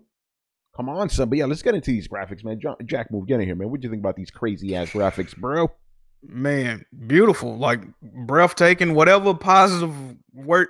This is what's crazy, right? Because originally I was playing in resolution mode. You know, I got a 4K HDR TV, PlayStation Pro. I was playing in resolution mode, but I switched it very early in the game to performance mode, and the game still looks fucking incredible. Now, I will say I did not get to see the HDR in this game, and I thought it was because my TV was messing up because I unhooked my capture card to view the HDR. But I just read an article that apparently patch 1.16 messed up the HDR, but they repatched it now. So yeah, I think I'm gonna have to retry it. I was like, damn, because I had hooked. I'm like, I don't really see the HDR. Like, what the fuck going on? They wouldn't notify me that it was HDR. I'm like, this shit don't look, HDR, but it's definitely I need to put this up next to Horizon. I need to review both of them at the same time because both of those games are very fucking gorgeous, very lush environments. I did play Horizon with HDR, and that shit looks crazy. So I need to see God of War with that HDR, man. But like I said, I played in performance mode, which is a lower resolution than resolution mode, and I didn't miss it, man. This game is just beautiful, man. I know people that's playing it on a regular PS4, regular 1080p TV. They saying, they got both. They got it on 4K and 1080p. And they say the difference is very minimal. It's beautiful on any display you play it on, and I can believe that because it's a looker, man. It's a beautiful game. Yeah, that's the best way of saying it's a looker. Like, for me, I don't have a 4K TV, so I played it in a performance mode. But even if I did have 4K, man, this game just runs so fucking buttery smooth on performance. I wouldn't have changed it, man. This shit is fucking like a baby's ass smooth, It's crazy, man. But graphically, again, like Ryu said, we keep saying this shit nearly every year, man. Like, PlayStation games just keep topping themselves, man. It was like what, Uncharted 4, then Horizon, now this. Yeah, now this. Yeah. We're gonna see what happens when Detroit drops. We're gonna see what happens when The Last of Us 2 drops. Oh my fucking god, man! Like every inch of this game looked crazy. It's like just name a few other games. Yeah, go ahead, man. When I first started this generation, the first one that blew my fucking mind was Killzone Shadowfall. Say what you want about the game. Those graphics, man. Guerrilla knows how to fucking do that shit. Yeah, I will. You know how I feel about Killzone, that game. But the graphics, I will never deny that shit. That shit looks fucking buttery, son. Yeah, and then with the Last of Us PS4 version, that one is on par with them too. Even though it's a PS3 game, that is on par with these games also. And then, yeah, like you said, Hellblade. Well, even when Hellblade was exclusive, and also shout out to Shadow of the Colossus remake, man. That shit looks crazy too, man. Shout out to the Order. The Order. Yeah, the Order. Oh yeah, the Order. That's people were saying the Order was like the best looking game. Did you guys see the beard animations on the fucking giant that was like dead? I'm like, damn, the fucking beard, son. Yeah. Oh yeah, the big guy. Yeah. Kratos' beard look on point too. Yeah, it did, man. You can see the animation in it. It's like, I think because in old school games you used to judge a game's like graphics by its water, right? You can't really do that anymore. I think Sea of Thieves fucked that up for everybody. I think we should start judging games on their beard physics now, man. That's funny. I was blowing the snow and all that. Yeah, it's crazy, man. Yeah, with Santa Monica, I think they've always, other than I wasn't there. Like heavy, I definitely wasn't heavy into God of War when God of War came out in 2005, but I definitely was. I definitely remember seeing like at a game store, previewing God of War 2 when the PS3 just came out. Because God of War 2 came out, PS3 was already out, so it was like one of the last, if not the last, Western PS2 hurrah game. And I just remember seeing the graphics on God of War 2, and I was just like, geez, this is on PS2. This game looks fucking sick. Yo, tell me that shit. This is my opinion, but I want your opinion. Tell me God of War 2 didn't look like a PS3 game to your eyes, man. Oh, it definitely did look like an early PS3 game. Especially the final fight, like the final fight between you and Zeus. I'm like, yo, this shit looks fucking nuts, son. Yeah, it definitely looks like an early PS. Like it's definitely graphically was on the same level as like Resistance Fall of Man, like the first Resistance, and those early PS3 games. It's on par. Yeah. Probably just a teensy bit lower than, but it was definitely on the same par. And then obviously God of War 3. You can say what you want about Ascension. That game looked beautiful too. Ascension was a crappy game, but it looked fucking gorgeous. Yeah, Santa Monica's just like, but anytime they release the God of War, let's go back though, because I've been playing God of War since day one, right? Every game since the beginning has always pushed the boundaries, and let's not forget the fact that the two PSP games are the best looking PSP games. Everybody agrees with that shit. They look like PS2 games. Yeah, they look like they're on par with the PS2 graphic. PSP games, they look better than the first God of War. Yeah, man, it's crazy. So this game definitely had like a lineage to live to, and I think it definitely, outdid them. They re-released God of War 3. That show is looking crazy. Yeah, Damn, son, I'm ready to stop this podcast right now just to play these games. But a couple of things here before we wrap up. I hope you guys don't mind if we ran a little bit longer than usual. But, Oh yeah. you know, No doubt. I want to get your thoughts on the open world design, because obviously every God of War game has always been like a linear game and stuff. But when I first heard it was going to be open world or open world-ish, I was a little like hesitant about it. But what I found most interesting is, like, not only do they give you open world things, but they don't overdo it. You know what I'm saying? They give you just enough content where it's meaningful, but it's not overdone. But at the same time, every area in the open world feels like old God of War games, and the fact that they hide things in a clever way. You know what I'm saying? You have to like loop back around and all that. So yeah, I personally was very impressed with the overall design, because it seemed like they built like 5 or 6 or maybe 7 different little worlds within just Midgard itself, and then you have all the other realms on top of it. You know, so yeah, Carlos, what do you think about the open world design and all that shit? I'll push back a little bit on it. I don't think this is an open world game. Yeah, let's say open world-ish, because it's not a real open world. Right, Let's it just got be hub honest. worlds. Yeah. Let's just be honest. It's a pseudo open world. It gives It's you definitely in the same category as the Souls games. Yes. As far as like you have a hub and you can go places. Yeah. You have a decision to go places and not really linear. Yeah, I can see that. It's designed pretty well. Something I wanted to mention also was and this needs to be mentioned, is the transitions in this game. There is no downtime. There's no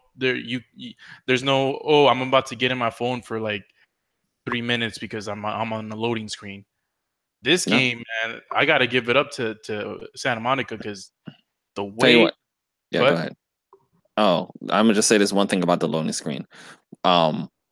When you're going through that, I can't remember what it's called, the realm teleport or whatever. Oh yeah, World Tree. Yeah. Yep. There you go. And you're going through it, and you're going through that like the World Tree. That technically is your. Yeah. And it's done so well that my friend had to point it out to me, because when I first got in there, I'm just running, and I realized I'm not realizing that the game in the background is loading your next destination, and when it's done loading, that's when the door pops up. And he didn't. And I didn't notice this until he told me. He's like, if you just stand still, the door's gonna pop up like a couple steps away from you, right? I was like, really? I thought it depended on how much I ran. And he was like, nah, son, they got your ass, bro. This is like the smartest way to do a loading screen. They got your ass. They kept your ass running through the entire loading screen. They kept me entertained. Even I still do that. I still do that running shit. So as soon as I figured that shit out, I was like, I'm standing still. Y'all ain't gonna make me look like some goddamn hamster on a wheel. Yeah, it reminds me of the Assassin's Creed like loading screen. You know how like, I don't know, maybe it's Assassin's Creed 2 or 3. A lot of them do that. I know what you're talking about. You're in that world and shit. You could run around and go crazy. Yeah. Dude, where you can now, Riku, here's my thing, right? I'm not exactly on your page, but I have a similar story though. Basically, I thought that the door opens up when Mimir stops talking, right? But I did get to a point where he stopped. He didn't have any more tales to tell me, so I'm like, and you just running? Yeah, I'm running, and then I was like, yo, Tony, man, like, what happens if you just don't move? So I just stopped there, and then the door opened up, and then it wasn't until maybe halfway through my second playthrough, I'm like, oh shit, that's a loading screen, isn't it? Yeah. That shit is crazy. But the thing is, the reason you don't really notice that is because if you notice in this game, there are no cuts. You're always either Kratos is always on the screen, or the camera moves away from Kratos and then comes back to him. He is always on screen no matter what. There's no like, hey, now we're gonna cut to this scene. Kratos is always in front of you. And I remember reading an interview about that, and they were saying, yeah, that was like one of the hardest things for the developers, like making sure the camera always stays on Kratos. Like, it may pan away for a second, but it's always on him no matter what. He's Don Matrix wet dream, man. He's always online. He's always wow. Yeah, but that's good, man. Riku, open world and the level design, and actually, open world. And how do you think the old God of War design like was married to the new design? Because definitely you can still see traces of the old design in there. Yeah, definitely. As far as the as far as the new layout that they have, like I said to Carlos earlier, it's definitely extremely similar to the layout that the Souls games do it, where you have multiple pathways you can take Some of them might lead to overpowered enemies that you're probably not supposed to fight. But then there's the canon story pathway that you should be taking. But I like the fact that when you, let's say you're on a boat and you just reached an area and you got done doing whatever you need to be doing in that area and you're making your way back to the boat, you would hear Atreus say, he would mention some of the side stuff that you can do, but then he'll also say, he's basically saying, or we can continue with the story, whatever you want to do. It was a nice way to not, guilt you into doing the side missions, but not also saying you should get back to the story. It was like the developer saying, "Hey man, there's some side missions here. If you can do whatever you want." It was basically the developer saying that. I like the way they presented it to the player through Atreus to Kratos, and at first when I was playing the game, I was kind of like you, Tony. I wanted to play it in classic. I wanted to stay in my old ways. So even straight to the end of the game, I did not do one fucking side mission until I was done with the motherfucking story. Oh wow. Yeah. One, I didn't want to get fucking spoiled, so I wanted to get the story done as quickly as possible. And two, I was still stuck in my old ways to where I just want to fucking play the story. God of War, in my head during that time was not about side missions. I don't want to play no fucking side missions with Kratos. It just sounds stupid to me, So I just went straight through the story, and then I went back to the side missions. Do I regret that decision? Not really, because it's not like any of them were missable, so I can go back and play all of them, And then the fact that this layout is like this, I think it's good for the series. It's good for the series. What I am interested in is when it comes to the next games in this Norse pathway, how will they handle their open world layout? And as far as its side missions, and are we going to be revisiting areas that we've already seen? We're obviously going to be going into new areas. Are the old ones going to be back? And during that time, will people say, we've been here in the last game? I'm interested in how they handle the next game when it comes to this layout, because when it comes to games using this layout, they're in a completely different location the next time. We technically kind of have to stay in this location for this entire Norse thing, So I'm interested to see how they're going to make it still feel fresh and new. Yeah, that's something I was wondering about too, because obviously you're gonna probably go to the same realms again, but I'm like, you can't just have us go through the same bridge and shit. So exactly. That was something I'm wondering about too. I don't really want to get too speculating on that right now, but that's definitely what a fucking PlayStation 5 title we're talking about. Yeah, right. Shit, because this game, as I learned yesterday, took 4 years to develop. So the next one's probably gonna take just as long, probably. So hold your breath. Like second year into PlayStation 5, we'll see it maybe early third, but I like this. I like this new layout. I haven't gotten to platinum yet. I've been playing another thing. I just wanted to get the story out of the way first, so I'm playing something else. But I definitely want to come back and platinum this and explore all of the side missions that I haven't seen yet. Because I remember when I was talking to Santiago about the game, he said there was an item that he designed and put in the game, and he was asking me, did I find it yet? And he said it was the second side mission that you get from Sindri. And whatever item you get from that was the item that he designed and created. He put like a description in there that, really like connects to him. And I was like, I haven't seen him, man. I haven't played any of the side missions. So I'm gonna definitely be looking out for that. I don't know the item, but I did complete that mission, so I'll have to check that out. That's pretty dope. Yeah. But since you're already talking about it, it's a good segue for it. Let's talk about the side quest real quick, man. Jackman, what do you think about the side quest in this game, man? Definitely enjoyed the side quest. Something new for the series. Most of the side quests that you didn't get from Sindri or Brock did deal with like dead warriors or dead captains, and you had to go search for something that either one of their loved ones' body parts or search for somebody that betrayed them. I like how every side quest did have a actual branching story, and then you'll go search the island or whatever to look for it, and you'll you'll find out shit from. It's kind of like you doing a little bit of detective work for the these souls. And once you solve the side quest, they're pretty much at peace with themselves, so they can pretty much rest in peace at that point. So I like the side missions. I thought they was cool. They were fun, man. They were fun. I'm the opposite of Riku. Like, when I see a side mission in the game, I think like, okay, I gotta get all this side mission shit out the way, man, so I can continue with the story. Like, I want to do all the side missions as soon as I see them, get them out the way. But so a lot of people saying like, the side missions don't necessarily feel like side missions. They kind of feel like main story missions, and I can see why they say that. It ain't no phoned in shit. It's not really repetitive. You know what I mean? Of course, you're going to have to go to an area, fight motherfuckers to find something, but it ain't really just like repetitive like that. You know what I'm saying? I guess because I was having fun doing it, but very well crafted side missions. I was fucking with them. I liked them. Yeah, you kind of took a lot of what I want to say. Yeah.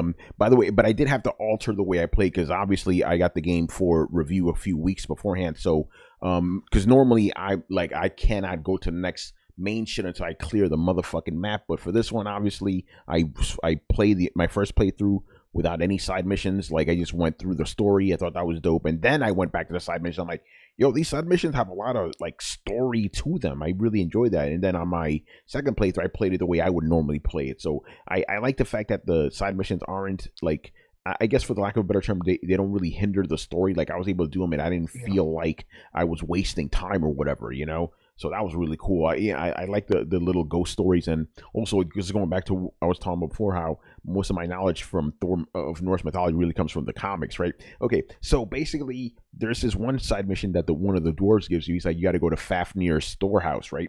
And the whole time he's talking about Fafnir. Fafnir is this dwarf. He built this shit, and in my head I'm like, isn't Fafnir a fucking dragon? Like, what the fuck? Okay, yeah. I'm like, you guys are just taking liberties, whatever. And then later on, you find out Fafnir is a fucking dragon after all. It's like, oh shit. So that was cool too. That just leads me to other things. Like, I really liked freeing the dragons. There was just something about it, And it was funny because I'm like, you motherfucker, I'm trying to free you. Why are you trying to kill me right now, son? I know that pause was challenging as fuck, man. Especially that the first dragon I freed, that motherfucker, it took me a minute. I was stuck on that for some hours. Oh no, we lost Johnny. My man was cut off like halfway through. Are you guys still here, Riku, Carlos? I'm here. It kicked me out too, like not too long ago. So oh shit, maybe something's going on, man. Oh damn, he was in the middle of some shit. I wanted to hear because the first dragon I freed was Fafnir. Johnny, they cut you off halfway through your sentence. Yeah, bro. I know, what the hell. It's those Xbox, man. They don't want you talking about this shit, man. Yeah. Oh man, this is wild. Yeah, because I'm like, okay, hold on. Before you go on, what was the first dragon you freed? Because the first one I freed was Fafnir, the one that's like right close to you, and he was pretty easy though. But there was one dragon, the last one I did, which was fucking hard, man. I think we may be talking about the same one. Remember, he's playing on God of War difficulty. Oh, that's right. The one I freed, it's like, how can I explain it? It's like the long path down. It was the one next to the eye. Okay, you know where you got to break that statue of Thor at? Yeah. Yeah, it was the one across. It was like across. Yeah. By the way, if that's the only dragon you freed, there's another one that's even harder than that. Yes. You'll see, man. I can tell you this though, without really spoiling it. You get that mission, the final dragon, after you do all of the side missions for both of the dwarves. So just be prepared for that. But yeah, the dragons they get, I was just like, yo, you ungrateful motherfucker! Don't you see what I'm doing? Like, I know you're a dragon. Dragons are supposed to be smart. Come on, son, stop firing at me. But yeah, I definitely like the side missions there. What about you, Carlos? I had to play through the story first because I barely beat the game today. Oh shit! So I didn't get to do any side missions, so I can finish the game before we talked about it today. So okay, I'll get into those after. Cool. And Riku, you pretty much gave us your thoughts on it. So let's move into something you guys, each of you were kind of like talking about at the beginning. Some of the nitpicks you had with the game, man. So Riku, what were some nitpicks you had with the game?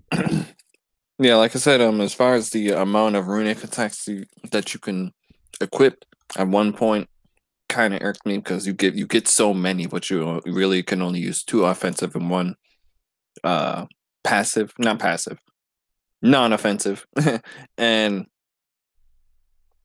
as far as the control layout. Even though me and you were going back and forth as far as classic and modern, it felt a bit more natural to me to have the block button on L2, and it kind of irked me that I had to go into my PlayStation menus to change L1 and L2 to swap them. I couldn't do that, but I always complain about if a game doesn't have control configuration, I have to use through PlayStation. So that's just a nitpick. Definitely like the smallest of the nitpicks you could possibly have. Other than that, because I know my friend asked me as far as like my gripes, so I have it in a PM. Let me just pull that up real quick. It's not a lot. Yeah. It's definitely not a lot. It's just like I know there's like one more main thing. You can probably ask somebody else while I go. Yeah, let's jump over to Carlos real quick. What are some nitpicks you had? The variation of some of the sort of the low high tier characters, they're all kind of just the trolls. I kind of wish there was sort of maybe a little bit more variation. I understand like they can't really go crazy with like a whole different set of characters, but just a little bit more variation on that. It seemed like the structure of the way you fought the waves was kind of the same, so it kind of felt repetitive at points. And man, so I don't know if this is a nitpick or just maybe just a compliment, but like those huge, like when you fight the dragon and when you fight the like all these fucking huge ass characters, right? The thing in Helheim, those were just so epic, but they're like really few and far between. And maybe that's because sort of the last God of War game I played was God of War 3, and there's just like the whole game was just made up of those types of boss fights. That's right. So maybe I just was spoiled in that game, and and I wanted more of that in this one. But yeah, anything else?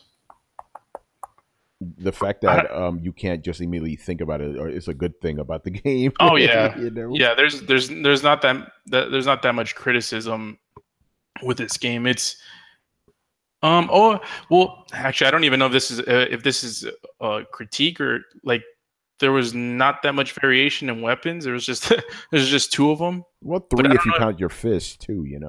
Yeah, that is true. So, but when I think about it, it's like God of War, the previous God of War games had a lot of weapons, but they kind of sacrificed that for sort of variation in the combat. So I think I don't have that much issue with that. So you can rescind that as a negative thing. All right, Ricky, you ready now, man? Yeah. Are you still going, Carlos? No, go ahead. Okay. I was looking at it. Yeah.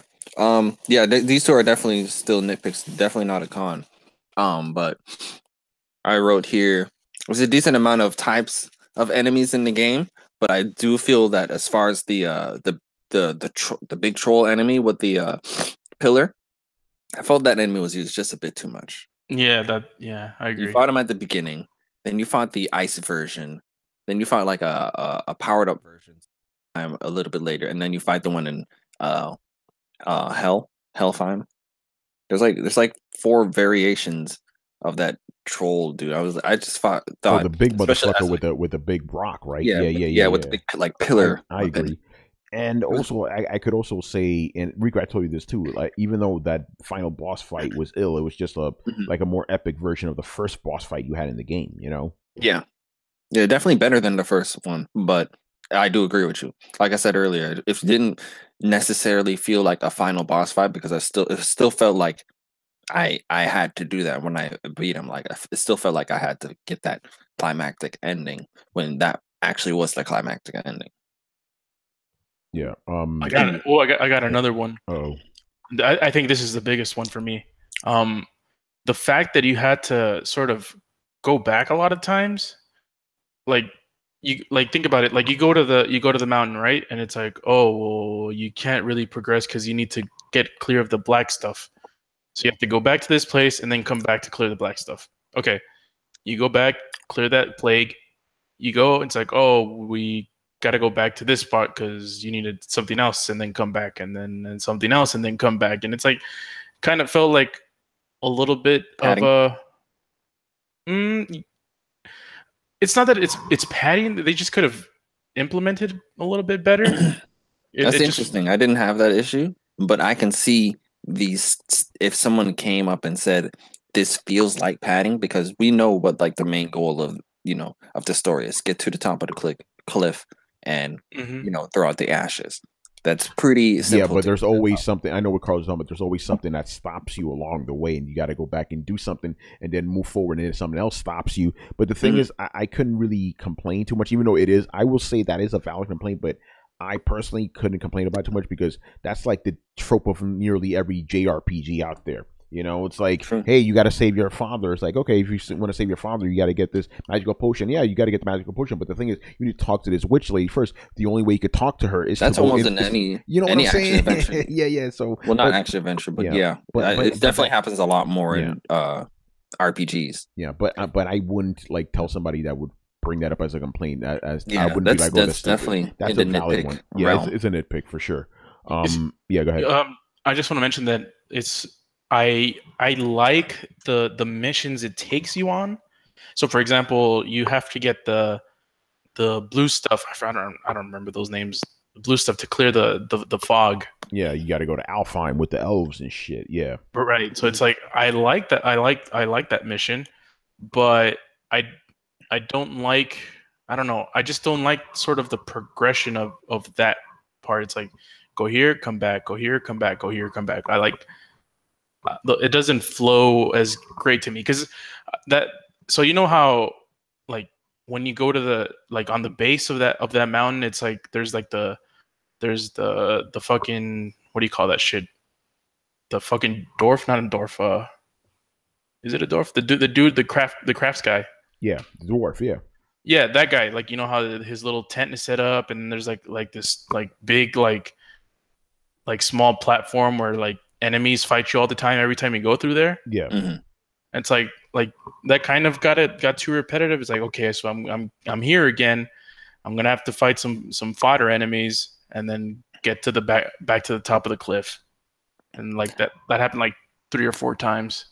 I always felt those enemies as like punching bags to try out my new abilities that I just unlocked. Yeah, I did feel that the fodder enemies weren't as bad in this game as they were in previous God of War games. Previous God of War games, it got annoying after a while. I'm like, come on, really? What the fuck is this shit? All right, Jack Movement. What are some of the nitpicks you have? Well, originally when I first started playing the game, like Carlos said, the menu system was very cumbersome and not as streamlined as I would have liked it. Of course, you get used to shit like that. I do agree with Carlos again.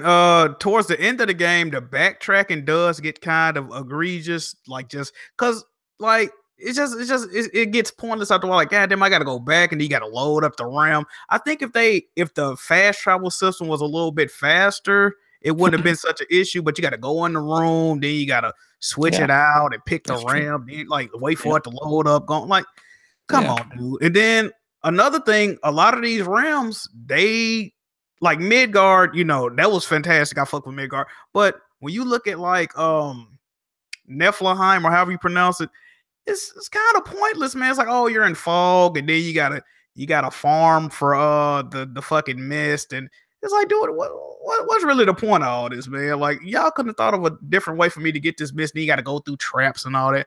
That's like kind of end game content, so I'm really not complaining. But it's like just the drop rates on certain shit that you need. It's just like, bro, this is.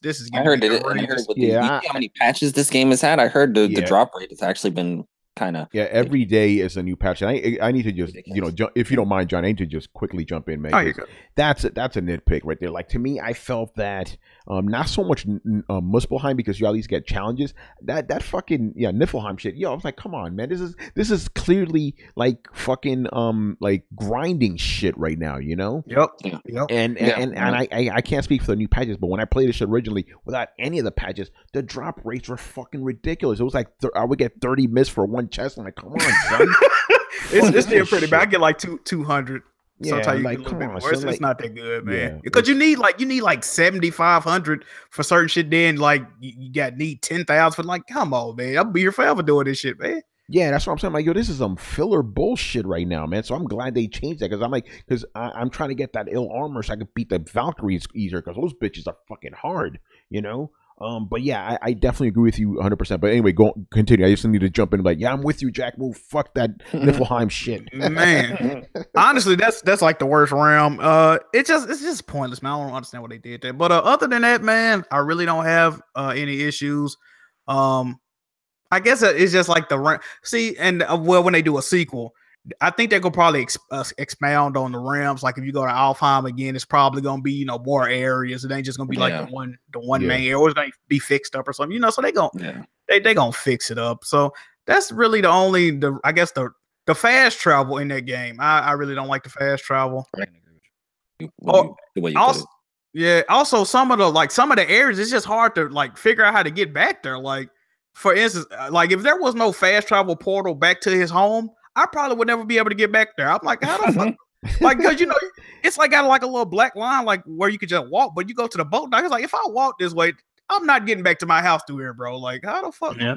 So, no, you're right. Decent amount of games have that issue. I like the Scoutflies in my time. Oh my god, Scoutflies. One more nitpick from me. And I realized this. I think this is only me. I haven't heard anyone else that had this nitpick, but I'd be having some weird ass nitpicks anyway. But using, for some reason, I just never really got used to using the D-pad to swap my weapons as efficiently as I wanted to. For some reason, when let's say I'm using the axe, because if you just press triangle, your axe is gonna come. So it was easy to always get back to your axe. But to switch to the Blades of Chaos when you're using the axe, I never. A lot of times, more than often, I would have some issues, especially in the middle of battle, switching to the Blades of Chaos. Me too. And sometimes even switching to the shield. Like sometimes I want to use the Blades of Chaos, and I'll be axe. I'll be not holding the axe, and then I press it. I'm holding the axe, and then I press it again.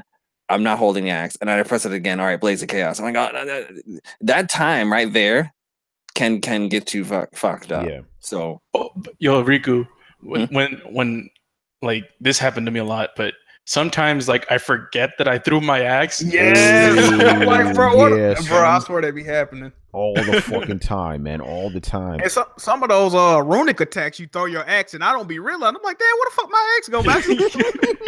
Or you will be trying to do a runic attack and you ain't got your axe. I was like, bro, why this shit ain't going off, man? You be tapping like, come on, motherfucker, let's go. That's crazy. Yo, by the way, this is not a little nitpick, but it's just since Riku brought it up, I don't like the fact that you know how sometimes you could talk to the dwarves like specifically, like you could either have them craft shit for you, or you could talk to them, right? I love their dialogue. But to talk to them, you got to press triangle, right? So this would happen. I'm like, let me talk to this motherfucker. So when I press triangle, Kratos brings up his axe. I'm like, Kratos, what the fuck you doing, man? So I put my axe away, and then I got to talk to him again. He brings up the axe again. I'm like, what the fuck? So now what I did was by the end of the game, every time I go to a dwarf and I see the triangle option, I put my axe out. Then I talk to him. Like, why are you fighting them, son? But yeah, anyway, I don't really have all the complaints that you guys had. I'm gonna agree with.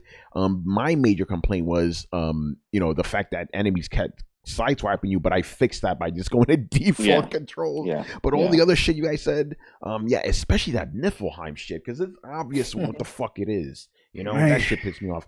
Anyway, so we got another 10 minutes here because, since we're doing this shit on Restream on YouTube, if we go over 2 hours, it gets stupid. So let's try to end this in 10 minutes. Need to go for the big thing here. Most shocking moments of the game. Let's get into it. Motherfucking Loki. When you find out who Loki is, it's fucking Atreus. I was done. Yeah. I was. You should have heard me. I was in a chat room.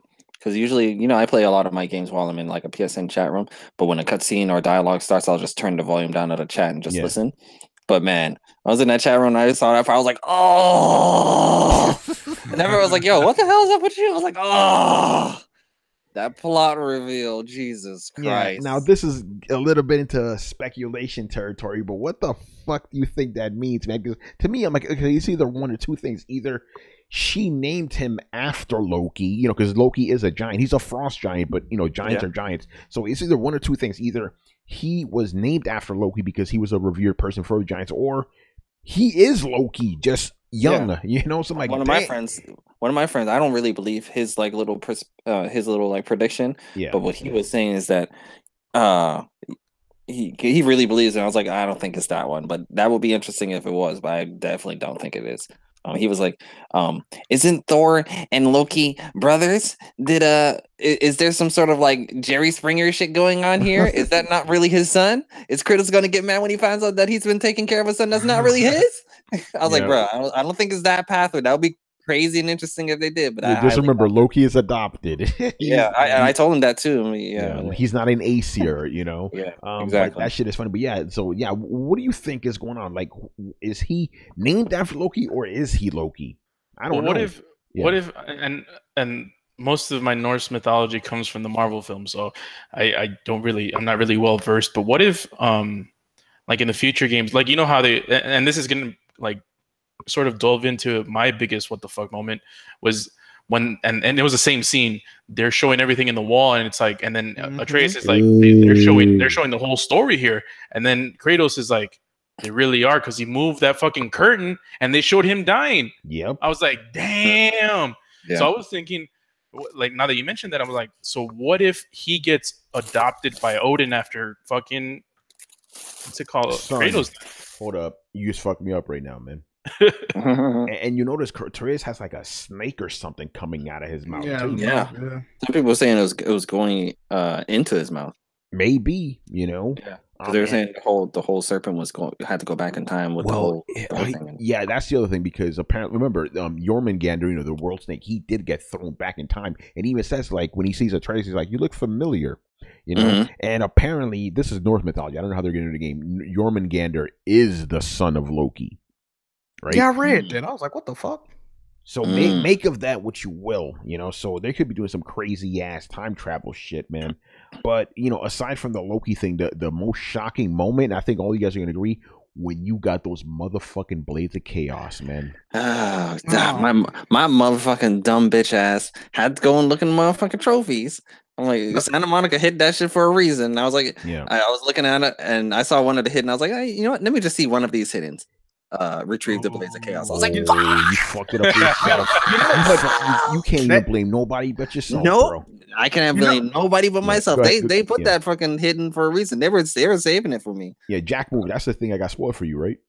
No, see, okay, it's two things, right? Yeah. Okay, the Loki thing, I read that on the YouTube comment. I was pissed for about 2 days, bro. I was fucking heated. So that got ruined for me.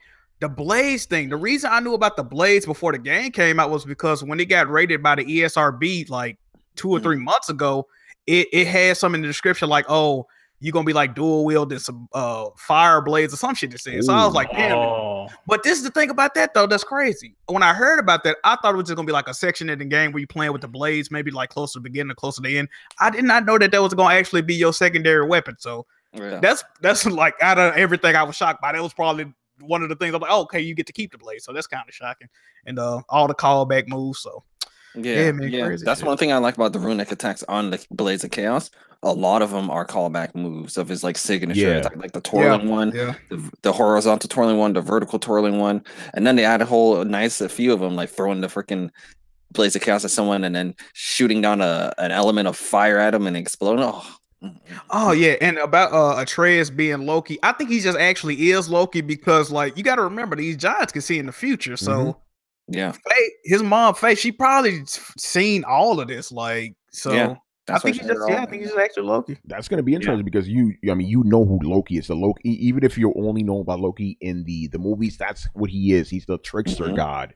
You know, so that's gonna be interesting. How Atreus becomes, Atreus as you know him to Loki. That's gonna be nuts.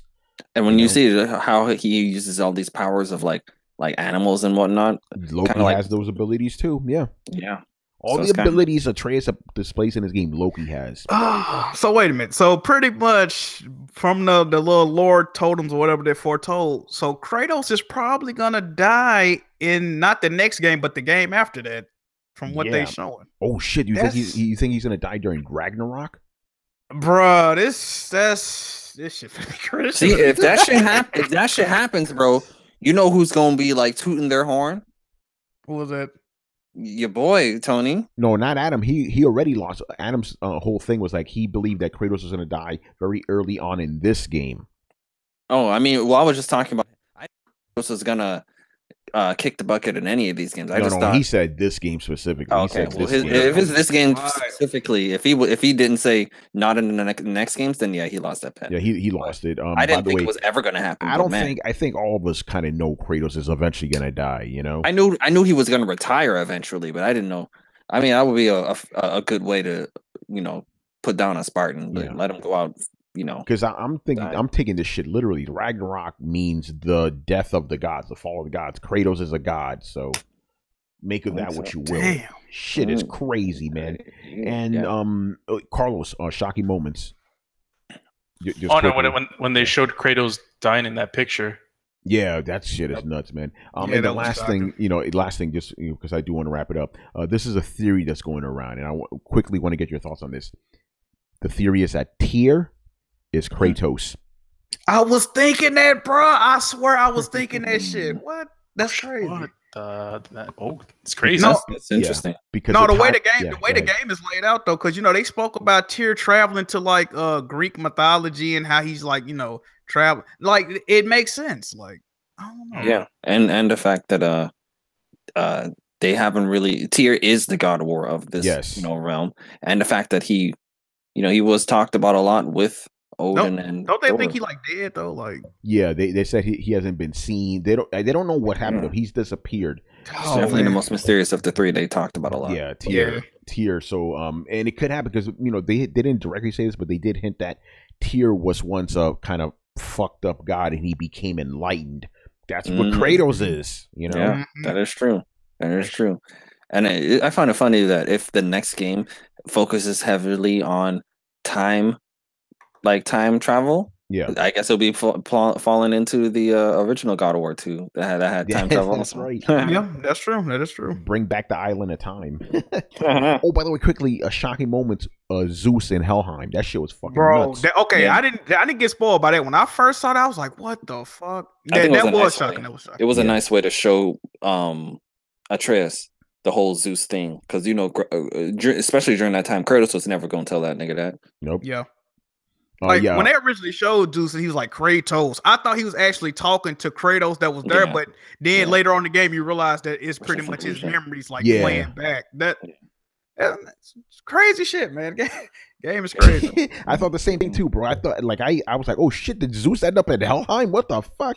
But then you find out it's just his his mind is projecting these things, because in hell, if you're in hell in this game, it starts showing you things, from your past. Got Baldur good, man. They was fucking with him. Yeah, because I mean, it showed Atreus him killing Thor's son. Oh, that's what got me. Yeah. That's another one, but that one's my fault too.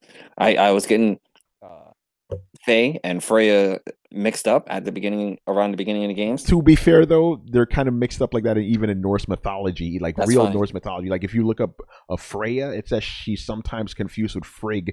Because I'm not getting into that, but anyway, that's understandable. That's understandable. Yeah. So since I was getting mixed up, I was like, okay, then who is Freya? Is it Kratos' dead wife that we're taking to ashes? No. This is what I was telling myself. Okay. So my ass went to the wiki and typed in Freya. Oh no! And just to see who, get the confirmation. Okay, it's the ginger I've been following, but right in her description, Freya, mother of Baldur. I was like, "Fuck, really? I didn't know that yet." No. And I was like 1 hour away from the game revealing that to me myself. I was like, "Fuck, I hate wikis." When she first mentioned she had a son, and you already knew she was the wife of Odin, I just automatically assumed like, "Oh, this dude got to be her son." Like, I don't usually think about those stuff in the future, so I was just like, I just want the game to tell me, but fuck, yeah, you got. It was my fault. It was my fault once again. Stay away. Yeah. All right, man. This is a good time to wrap it up. So I want to thank you guys for joining us here. Shout out to Riku, Jack Move Johnny, and Carlos. And Jack Move, where can people find you, man? You can check me out, man, on Twitch, Twitter, or YouTube, man. Jack Move Johnny. Check me out. Awesome, I'll guys. be watching Press Start since you're on it now, man. Yeah, press start, man. We lit. Yeah, man, press start is the shit, man. I need to get back on there one day because the thing is, you guys do on Thursdays. I'm on Thursdays. Yeah, that's what I'm saying. You got to come through though, man. Yeah, man, for fun sure. over there. All right, guys. So we'll see you all on the next Throwdown, and we may even have we will have a spoiler alert. We'll bring back the movie ones for Infinity War, man. Shit is gonna be crazy. Call up your boy. I'll do that. All right, guys. We'll see you next time, man. Peace out. Peace. Later.